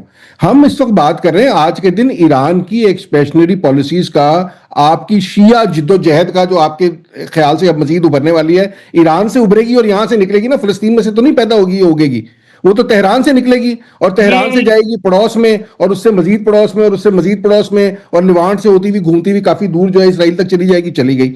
میرے واجب فائدہ کیا ہوگا ایرانی عوام کو؟ فلسطین کا ہی ہے. جس دن فلسطین کا مسئلہ حل ہو جائے گا. 1979 میں ایرانی انقلاب فلسطین کو آزاد کرانے کے لیے آیا تھا. نہیں, لیکن ایرانی انقلاب آیا اسی لیے تھا کہ ایک پولیٹیکل اسلام کی فکر ایگزسٹ کرتی تھی, اور وہ پولیٹیکل اسلام کی فکر اس لیے ایگزسٹ کرتی تھی کہ مڈل ایسٹ میں کولونیل آپ کا خیال ایڈورڈ سعید صاحب پولیٹیکل اسلام کو سپورٹ کرتے تھے؟ نہیں بھائی, ایڈورڈ سعید نہیں کرتے تھے نا. تو آپ یار آپ اپنی گول پوسٹ بدل لیتے ہیں ہر 5 منٹ میں. یہ سارے کے سارے لوگ دیکھیے, آپ نے مصیبت یہ ہے کہ آپ نے ایڈورڈ سعید, نارمن فنکلسٹائن سب کی بات کر لی. وہ آپ کو یہ بتا رہے ہیں کہ بنیادی طور پہ جھگڑا جو ہے عرب نیشنلز کا ہے, جھگڑا اسلام اور یہودیت کا نہیں ہے. آپ نے اسے اسلام اور یہودیت کا جھگڑا تو آپ نے بنایا ہے. جھگڑا پھر اب میں نے تو نہیں کہا بھائی جان, پولیٹیکل اسلام کے اندر لفظ اسلام نہیں ہے. میں نے کب کہا ہے عربوں کے اور یہودیوں کے جھگڑوں میں, جس میں آپ نے جارج عباس کی ایگزامپل دی, کرسچن تھے, ٹھیک ہے, صرف وہ نہیں, پی ایل او کی جو ٹاپ لیڈرشپ تھی اس کے اندر ایک سگنیفیکنٹ پورشن جو ہے کرسچنز کا موجود تھا. ہمیں پتا ہے, یا ہم جن لوگوں نے تھوڑا بہت بھی اسٹڈی کیا ہے, کہ بنیادی مسئلہ عربز اور نان عربز کا ہے. ایرانی تو بیسیکلی بیچارے سٹیک ہولڈرز بھی نہیں ہیں اس کے اندر. انہوں نے اس کو پولیٹیکل اسلام جب بنا دیا تو بیسیکلی انہوں نے جھگڑا بنا دیا حق اور باطل کا, اسلام اور یہودیت کا, اسلام اور عیسائیت کا, اور اس لیے انہوں نے بیڑا غرق کیا ہے. آپ اس کو مزید ہوا دینا چاہتے ہیں تو میری بلا سے آپ دیں. اب کب میں نے ایران نے فلسطین کے مسئلے کو بگاڑا ہے, سنوارا نہیں ہے. جی آپ بات ختم کریں, اس کو سمیٹتا ہوں. ہاں, میری گزارش یہ ہے کہ یہ تنازع, یہ مسئلہ جو کچھ ہم آج دیکھ رہے ہیں, اس کی شروعات ہیں یورپ میں ریسزم اور یہودیوں کے ساتھ برا سلوک, اور پھر اس برے سلوک کے نتیجے میں جو کچھ یورپ میں ہوا, اور پھر اس کے بعد اسرائیلی ریاست کا قیام. وہ جب تک انڈو نہیں ہوگا نا, یا جب تک وہاں ایک ڈیموکریٹک سٹیٹ قائم نہیں کی جائے گی جو اپارتھائڈ نہیں ہوگی, جہاں عرب ہوں, یہودی ہوں, یورپی ہوں, کوئی بھی ہوں, وہ وہاں وہ ریور سے سی تک ایک ریاست بن جائے, اس کا نام کوئی بھی ہو, وہاں جب لوگ یکساں سٹیزن شپ رائٹس کے ساتھ رہنا شروع ہو جائیں گے نا, اور وہاں کے مقامی انڈیجنس پاپولیشن کو ان کا رائٹ مل جائے گا جو ان کا رائٹ ہے, اس کے بعد مسلم دنیا اور مشرق وسطیٰ کے معاشروں کے بہت سارے مسائل حل ہو جائیں گے. ایران کے ولایت فقیہ سے بھی جان چھوٹ جائے گی. ویسے شوزب, اگر ایران کا مسئلہ صرف فلسطین اور یہ تھا اور اس وجہ سے یہ سارا کچھ کیا نا, تو ابھی تک اب دیکھنا جب ایران پہ خود حملہ ہوا تو کس طرح سے میزائل فائر کر کے وہاں کے تہس نہس کیے جا رہے, ساری خبریں آ رہی نا. تو اس نے حماس یا فلسطین کی کاس کے لیے کبھی وہاں پر کوئی اس طرح کے فائر کر کے کوئی آزادی کروا لیتا؟ ایسا کیوں نہیں کہ ایران نے؟ نہیں, مجھے ایڈ کر لیجیے ایک بات اس میں چھوٹی سی اور. انہوں نے وہ بات کی, میں بالکل ابھی دیکھیے اس سے گفتگو ہوئی تھی ابھی زوران ممدانی سے, اس سے پوچھا کہ Israel have a right to exist. اس نے بڑا خوبصورت جواب دیا. اس نے کہا Israel has a right to exist for all its citizen, مطلب ایک not as a Jewish state. تو یہ میں بھی بالکل یہ ٹھیک کہتا ہوں, ایک ہیومن اسٹیٹ. لیکن مصیبت یہ ہے کہ اس ہیومن اسٹیٹ کو جہاں پہ تمام سٹیزن کے ایکول رائٹس ہوں, اسٹیبلش کرنے کی بات کون کر رہا ہے؟ جو اپنے آپ کو اسلامک اسٹیٹ کہتے ہیں. آئرنی دیکھیے آپ کہ اسلامک اسٹیٹ ہے لیکن وہ کہتی ہے جوئش اسٹیٹ اسٹیبلش نہیں ہونی چاہیے, یہ تو تمام سٹیزن کے ایکول رائٹس ہونے چاہیے. تو بھائی تم بھی تو پہلے اپنے یہاں تو سیدھا کر لو, پھر نکلنا پرچم اٹھا کے, پہلے خود کو تو سیکولر اسٹیٹ بنا لو, پھر سیکولر اسٹیٹ ڈیمانڈ کرنا. بالکل ٹھیک ہے. حاشر صاحب مجھے بس آخر یہ بتایا نا کہ یہ کوئی رجیم چینج کا کوئی آپ کو امکان اور ہو جاتا ہے تو پھر کیا آپ ڈاکٹر حسنین سے پوچھیں, وہ آپ کو بہتر بتائیں گے. میرے اور شوزب دونوں سے میرا خیال ہے, شوزب سے تو نہیں, میرے سے تو بہتر بتائیں گے. جی ڈاکٹر صاحب. دیکھیں جو رجیم چینج کی بات کی, تو اگر رجیم چینج میں ٹھیک ہے علماء بیٹھیں, لیکن مسئلہ یہ ہے کہ اختیار ہے وہ اس قدر کمزور ہو جائے گا کہ سمبولک اگر مولوی صاحب جو ہیں یا آیت اللہ جو ہیں وہ اگر صدر مملکت بھی ہیں یا سپریم لیڈر بھی ہیں, تو آپ یہ سمجھ لیے کہ ان کا جو انفلوئنس ہے وہ نہیں ہوگا. جو جس کے لیے وہ کہتے ہیں نا کہ شاہ عالم از دلی تا پالم, وہ دہلی میں پالم ایک قریبی کوئی جگہ تھی 2-2.5 کلومیٹر کی, تو کہتے شاہ عالم کے لیے کہتے تھے کہ شاہ عالم کا اقتدار ہے ہی کتنا, دلی کے شاہ ریڈ فورٹ سے لے کے پالم, وہ یہ کریں گے. بیسیکلی وہ یہ چاہتے ہیں. مولوی صاحب سے انہیں کوئی مسئلہ نہیں ہے, مولوی صاحب سے کوئی ایشو نہیں ہے, رہبر سے کوئی مسئلہ نہیں ہے, ان کو آیت اللہ سے کوئی جھگڑا نہیں ہے. وہ رکھیں 99% 100% شیعہ ہیں, انہیں رہنے دیں, انہیں کیا کرنا ہے.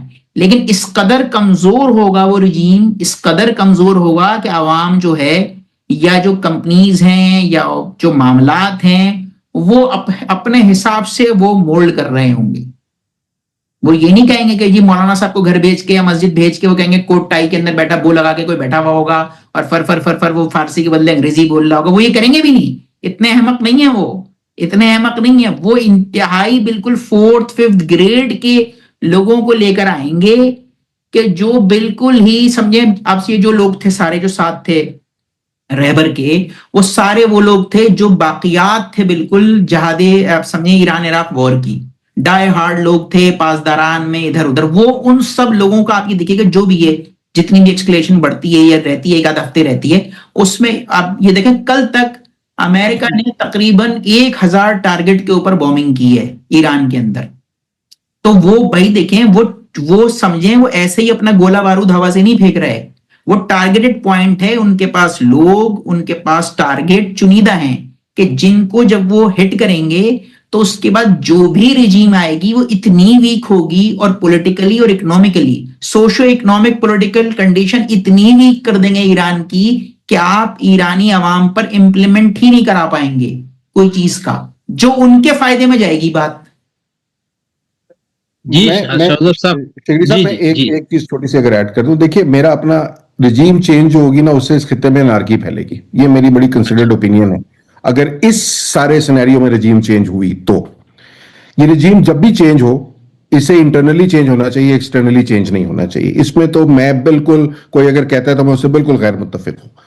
دوسرا مسئلہ, میں تھوڑا سا لانگر ویژن, اس پورے خطے کی مستقبل, مڈل ایسٹ کی جو ریاستیں, خلیجی ریاستیں آپ کو آج بہت پنپتی ہوئی, بہت خوشحال نظر آ رہی ہیں, ان سمیت اور پاکستان تک, وہاں سے آپ اسرائیل کی سرحد سے لے کے اور پاکستان تک آ جائیے, تمام کی تمام ریاستیں بشمول ترکی اور بشمول سعودی عرب, جب تک اس خطے میں سیکولر نظام اور سیکولر آئین اور اسٹیبلش ڈیموکریٹک ویلیوز نہیں ہوں گی, تباہی مقدر ہے. وہ 10 سال بعد ہو جائے, 20 سال بعد ہو جائے, 40 سال بعد ہو جائے, 50 سال بعد ہو جائے, یہ خطہ اوپر نہیں جا سکتا. یہ میں آپ کو لکھ کے دے دوں, اور اس میں ٹرکی بھی شامل ہے اور اس میں سعودی عرب بھی شامل ہے. یہ میں آپ کو لکھ کے دے دوں. لگ نہیں رہا ہوگا آپ کو آج کے دن یو اے ای آپ کو نہیں لگ رہا ہوگا, لیکن یہ مونارکیز, یہ تھیوکریسیز, یہ ہمارے یہاں کی ایک مخلوط اسلامک نظام, یہ اس دنیا میں اب سروائیویبل نہیں ہے.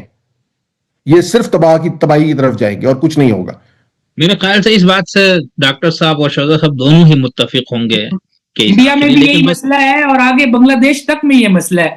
یہ اپنا شوزب, بس میں چاہ رہا ہوں گفتگو ختم کروں, لیکن وہ تو کافر لوگ ہیں نا, ان کی بات نہیں کر رہے. ہاں, میرا دل نہیں چاہ رہا کہ آخری ایک سوال کر کے میں چاہ رہا ہوں آپ تینوں صاحبان علم میں اس پوری ہسٹری کو, تاریخ کو, اس کی بنیادوں کو آپ سب جانتے ہیں. شوزب صاحب, میں صرف ایک اسپیسیفک سوال یہ کرنا چاہ رہا ہوں, انقلاب ایران آنے کے بعد سے اب تک اگر ہم صرف شیعہ دنیا کو دیکھیں, Pakistan, Afghanistan, India, Middle East میں رہنے, صرف شیعوں کو اس کا فائدہ زیادہ ہوا ہے نقصان؟ بس یہ ایک آپ لوگ ایک منٹ میں بات کر کے کیونکہ شروع میں آپ نے کہا نا کہ دنیا بھر کے شیعہ مظلومین کے لیے ایک امید تھی اور پھر لوگ کہتے ہیں، تو اگر ہم اس کو ایک صرف شیعہ پرسپیکٹیو سے دیکھیں یا یہ دیکھیں کہ اس انقلاب سے اور جو رجیم ابھی تک قائم رہا اس سے شیعوں کو کوئی فائدہ ہوا یا نہیں ہوا، یہ نقصان زیادہ ہوا کس طرح کا جانی مالی ہر لحاظ سے؟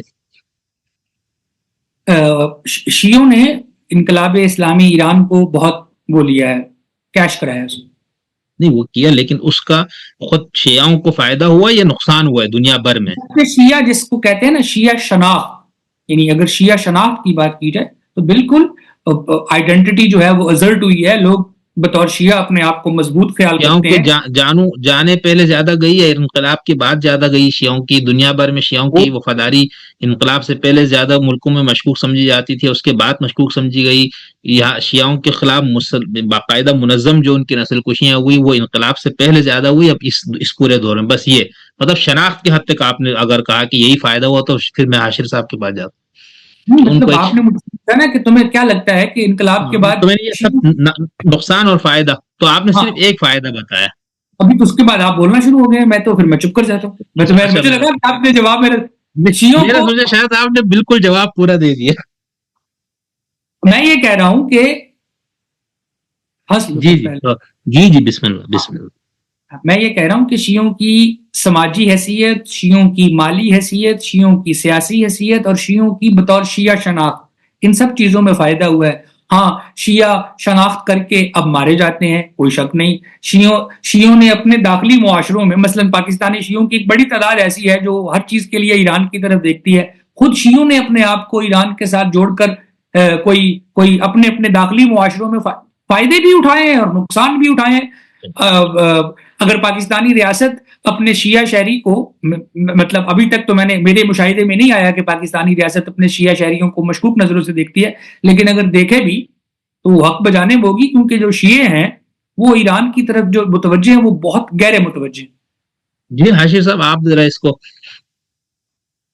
سر انقلاب کے بعد اب پتہ نہیں سارے شیعہ دوست میرے سے ناراض نہیں ہو جائیں بہرحال، لیکن چلے میں جو مجھے نظر آیا، لوگ آپ سے ناراض ہوتے رہتے ہیں، کوئی بات نہیں، ویسے ہی ناراض رہتے ہیں، کیا فرق پڑتا ہے. اس میں کچھ چیزیں ہیں آپ نکال لیجئے دنیا کے اندر، بڑا آسان ہے. دیکھیے میرا مسئلہ یہ ہے کہ میں تھوڑا سا چیزوں کو 2+2 کی طرح دیکھنے کا عادی ہوں. غلط صحیح اس میں رومانس ذرا اس سے ہم نکال دیں تھوڑی دیر کے لیے. تو دنیا میں کتنے شیعہ موجود ہیں، اور انقلاب آنے سے پہلے پری 1979 آپ پیرٹی کے اوپر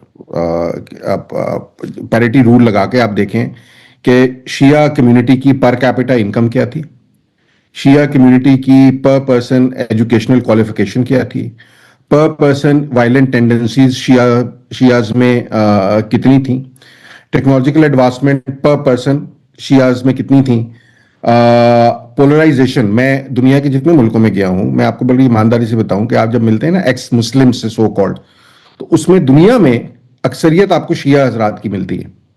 سو the polarisation and basically they have کیا اسے کہنا چاہیے، اپنی جو جسے مذہبی شناخت شوزب صاحب کہہ رہے ہیں، اس سے انہوں نے اس مذہبی شناخت سے اپنے آپ کو، ایک بہت بڑی کمیونٹی نے دنیا بھر میں اپنے آپ کو الگ کرنے کی باقاعدہ تحریک چلائی ہے.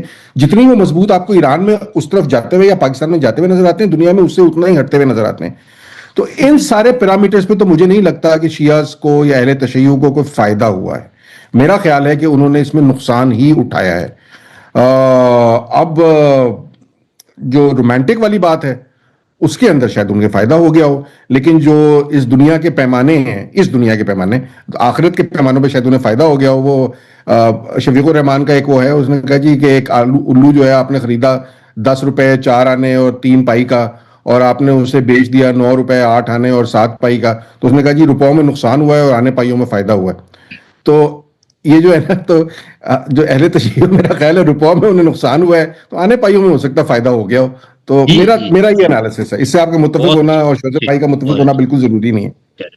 جی ڈاکٹر صاحب آپ بھی ذرا اس پہ روشنی ڈالیں.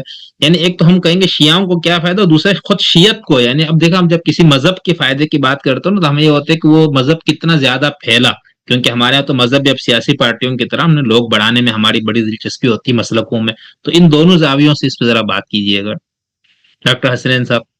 دیکھیں جو بات شوزب نے کی کہ شناخت ایک ابھر کے سامنے آئی دنیا دنیا بھر کے اندر کہ شیعہ جو ہے وہ مزاحمت کر سکتا ہے, شیعہ اسٹینڈ لے سکتا ہے, اثنا عشری شیعہ, ٹھیک ہے. لیکن اگر آپ اس کو میں پاکستان اب اس میں آ جاتا ہوں کہ بھائی ظاہر بات ہے کہ ہر پورے کے پورے سکے کا ایک رخ تو نہیں ہوتا. ظاہری بات ہے اگر نفع ہوگا تو پھر نقصان بھی ساتھ ہوگا, پورا تو میٹھا میٹھا حباب تو نہیں ہو سکتا. لیکن اگر آپ اس کو کہ بحیثیت آپ یہ دیکھیے کہ ہم جو تھے بالکل جڑے ہوئے تھے ایران کے ساتھ, ہم نیبرنگ کنٹری تھے, اور یہ تھا اس کے مسئلے میں 80s کے بعد بحیثیت گروہ شیعہ افراد کا پاکستان میں سمجھتا ہوں, اور خاص طور پر تعلیم یافتہ شیعوں کا نقصان زیادہ ہو گیا. اس میں آپ سے یہ دیکھ لیں, ڈیٹا موجود ہے کہ کتنے شیعہ جو تھے وہ صرف ڈاکٹر قتل ہوئے, کتنے انجینئر قتل ہوئے, اس جو سیکٹیرین وائلنس یہاں پہ ہوا, کتنے اس پہ ایجوکیشنلسٹ اس کے اندر قتل ہوئے. اور آپ ایک لسٹ ہے پوری, آپ اس کے اندر دیکھنا شروع کریں کہ وہ لوگ جو اس معاشرے کے لیے, ہماری سوسائٹی کے لیے بہت کارآمد تھے. دیکھیں وہ کوئی مذہبی پرچار نہیں کر رہے تھے, وہ کسی آپ سمجھ لیں کہ امام باڑے میں کوئی واز نہیں کر رہے تھے, کچھ نہیں کر رہے تھے. وہ اپنا کلینک میں بیٹھا ہوا تھا, وہ ڈاکٹر تھا. دیکھیں وہ ہندو کو بھی دیکھتا ہے, وہ سکھ کو بھی دیکھتا ہے, وہ دیوبندی کو بھی دیکھتا ہے. آپ دیکھیں اس مین اسٹریٹس کے اوپر جو مین روڈز تھے اس پر شیعہ کلینکس ہی ختم ہو گئے. ڈیٹا نیٹ ویٹ پہ کہیں پڑا ہوا ہے کہ 500 اسپیشلسٹ ڈاکٹر پاکستان چھوڑ کر چلے گئے. پاکستان میں آپ کو میں ڈیٹا بتاؤں, اگر آپ ڈیٹا ہوگا تو میرے خیال میں 1 لاکھ افراد پر ایک ڈاکٹر MBBS ہے. آپ کے پاس تو ڈاکٹر نہیں ہے کہ وہ کسی بٹھا کے پیراسیٹامول اور فلیجل لکھوا لیں اس سے کہ پیٹ خراب ہے اور سر میں درد ہے اور ڈرپ لگا دے, انجیکشن لگا دے کمپاؤڈر سے. آپ کے یہاں تو یہ حال تھا. جب اس کا دیکھیں, جب آپ ایک ہائی جیک کرنے کی پوزیشن کے اندر آتے ہیں اور آپ یہ بتاتے ہیں کہ برابر میں پڑوس میں کہیں انقلاب آیا ہے اور ہم اسے آپ پر نافذ کریں گے, تو دیکھیں جو دوسری پارٹی ہے وہ ریٹیلیٹ کرے گی. انسانی یہ شعور کا مسئلہ ہے. یہ آپ چھوڑ دیں اس میں مذہبی شناخت یا کوئی چیز. جس وقت یہ ہوگا کہ فلانے کے ہاتھ میں چاقو ہے تو دوسرا کہے گا اس کے ہاتھ میں چاقو ہے, یار ایک گھونپ نہیں دے تو میں بھی چاقو لوں یا میں گن لے لوں, کہ قریب آنے سے پہلے میں بلٹ فائر ماروں گا اس کو. تو آپ یہ اگر اس تناظر میں دیکھیں تو اس تناظر میں جو گروہ شیعہ تھے یہاں پہ, اب اس میں آپ ایران فیکشن کے لے لیں, آپ جو ہے لبرل شیعہ لے لیں, آپ کسی بھی نوعیت کا شیعہ لے لیں, وہ قابل تھا, وہ پاکستان کے لیے, پاکستان کے معاشرے کے لیے, پاکستان کے افراد کے لیے, لوگوں کے لیے مطلب ایسا ہے کہ وہ اس کی کارکردگی جو تھی اس سے پروسپرس پاکستان بن سکتا تھا.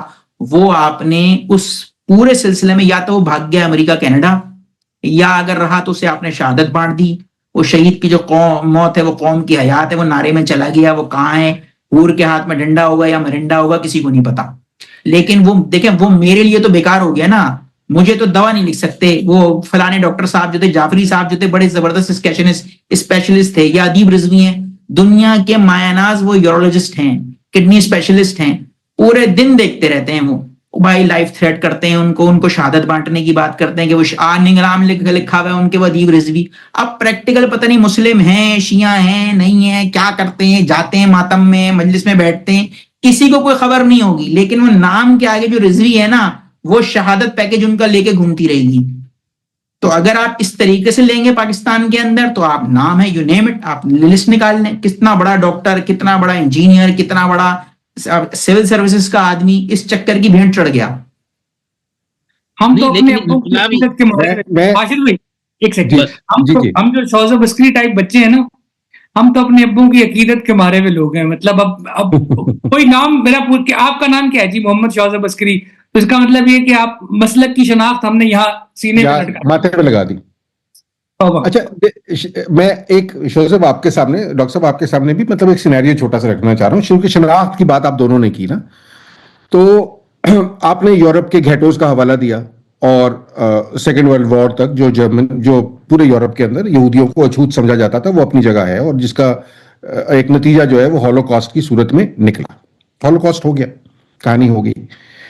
ہولوکاسٹ کے بعد یہودی مطلب بہرحال قوم پرستی ان کے ہاں, اپنے قبیلہ پرستی بہت پرانی ہے, بٹ انہوں نے اس کے بعد ایک یہ پوسٹ سیکنڈ ورلڈ وار ایک انقلابی کی کیفیت ہے نا, کہ آپ ایک پرومس لینڈ بنانے کی بات کرتے ہیں, آپ وہاں بتاتے ہیں, آپ وہاں جوش اسٹیٹ بنانے کی بات کرتے ہیں. اس کے بعد سے کنٹریبیوشن آف جیوز جو ہے in the global politics, in the global economics, in the global technology आपको नजर आती है। आप नाम लेना शुरू करें तो नोबेल इनाम याफ्ता हर साल के सबसे ज्यादा आपको यहूदी नजर आते हैं, कि अगर किसी एक मजहब के साथ आप एसोसिएट करना चाहें। ये कंट्रीब्यूशन आपको नजर आती है, सिवाय बावजूद इसके कि एक पुरतशद्दुद रियासत भी है, वो लड़ भी रही है, वो जुल्म भी कर रही है, वो 11 लड़ाइयां लड़ चुकी है 10 साल के अंदर, वो सारी कहानी अपनी जगह, उसके बावजूद जो कंट्रीब्यूशन है ग्लोबल स्टेज के ऊपर in all the fields, physics से लेकर इकोनॉमिक्स तक आपको नजर आती है। ईरानी इनकलाब आता है और उसके बाद शिया शनाख्त जो है आप कहते हैं उससे सामने आती है।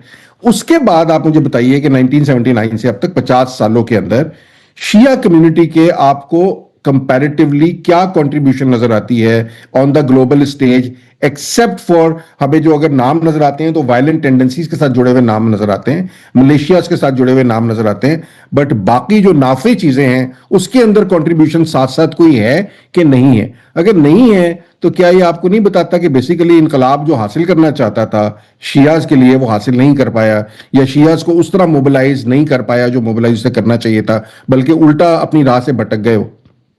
ये प्रोटेक्ट भी नहीं कर पाया। मसलन बहरीन के शियों को क्या फायदा हुआ ईरानी इनकलाब से?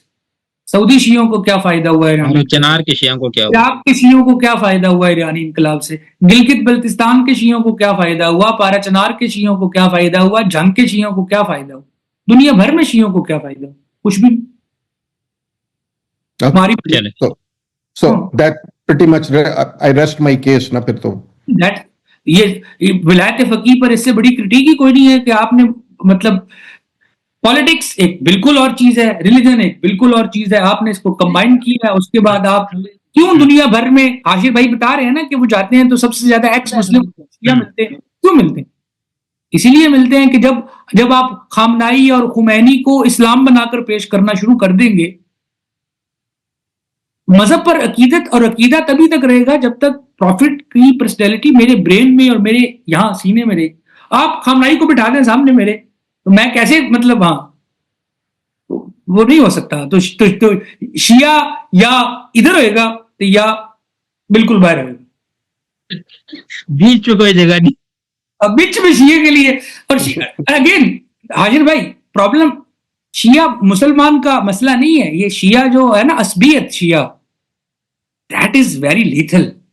और ये अल्लाह रसूल से आगे निकल के असबियत के ताल्लुक में चली जाती है। और अब ये किसने किस तरह किया है? वो शायद माइनॉरिटी कम्युनिटीज जहां कहीं भी होती है ना, उनमें ये इंटेग्रल पार्ट होता है, ये ट्राइबलिज्म और ये सर्वाइवल। लेकिन वो नेशन स्टेट जो है ना, वो असलियत वो शनाख्त इतनी उसमें जुड़ी है कि कल मैं आपको ये गारंटी देता हूं कि पाकिस्तान और ईरान की अगर लड़ाई हो जाती है तो पाकिस्तान के शियों की शायद अक्सरियत ईरान के साथ खड़ी हो जाएगी। कम से कम मुझे ये एहसास शिया हज़रात ने बारहा दिलाया है। ये आपको यहूदियों में भी नजर नहीं आता? माइनॉरिटी है ना, मतलब एक लार्जर तौरात और इंजील और ज़बूर तीनों को मानने वाले जो हैं वो इब्राहिमिक फेथ में। सर यहूदियों का मसला फर्क है, सर यहूदियों का मसला फर्क है ना। यहूदी बुनियादी तौर पर एक कबीला है, शिया कबीला थोड़ी है। कबीला नहीं है, मैं आपसे ये कह रहा हूं कि like them they have transformed themselves like a tribe. मतलब मैं आपको इस्माइलियों में ये क्यों नहीं हो रहा है शोजब? इस्माइली तो आपसे ज्यादा अकलियत में ना, खानी जिनको हम कहते हैं, उनके ऊपर तो कोई ऐसी बात नहीं हो सोची जा सकती। मुझे ये नहीं पता कि उनमें हो रहा है या नहीं हो रहा, और ना मैं इस बारे में कुछ कह सकता हूं कि वो क्या हो रहा है, ना मैं ये जानता हूं। नहीं, मैं ये पूछ रहा था कि ये जो एहसास मुझे कई दफा दिलाया गया है कि ये एहसास सही है कि गलत है? ऐसा ही। नहीं, पिछले साल जब वो ईरान और पाकिस्तान की थोड़ी खटपट हुई थी उस वक्त भी हमने देखा था सोशल मीडिया पे किस तरह से ये सारी चीजें। तो खैर बहरहाल बहुत नवाजिश आप तीनों मेहमानों की, बहुत भरपूर टाइम दिया, बहुत अच्छी गुफ्तगू मेरे ख्याल से हुई। बाकी सुनने देखने वाले कुछ लोग सवालात कर रहे थे लेकिन टाइम कम है इसलिए हम इसको यहाँ रोक देते। तो शहजाद साहब अगर आप में से कोई आखिरी मैं तो सिर्फ ये कहना चाहता हूँ कि कहना चाहें। मेरी वजह से मतलब मैं तेज लहजे में बोला हूँ आशिर भाई के सामने, उसके लिए मैं ऑनलाइन बिल्कुल पब्लिक के सामने ऐसे करके हाथ जोड़ के सॉरी करता हूँ। वो इसलिए हो गया नहीं आप ये ना करें, आप मुझे खाना खिला दीजिएगा। हाँ सर, मैं वैसे खाना बहुत अच्छा बनाता हूँ। आज भी मैंने जो दाल पकाई, आपका ये तो धमकी हो गई ना कि मैं अपना बना हुआ खिलाऊंगा। चलो आप जहाँ कहेंगे ठीक है ना। वो मैं इसलिए इस तरह तो मुझे लगा डॉक्टर साहब और मेरा क्या बनेगा? मैं और आप आशिर भाई बहुत करीब है। हाँ, तो मेरे और डॉक्टर साहब का खाना फिर पार्सल कर दीजिएगा। ठीक है डॉक्टर साहब, थैंक यू। बहुत शुक्रिया जी। Thank you Thank you, very much, मेहरबान। बहुत शुक्रिया, बहुत शुक्रिया।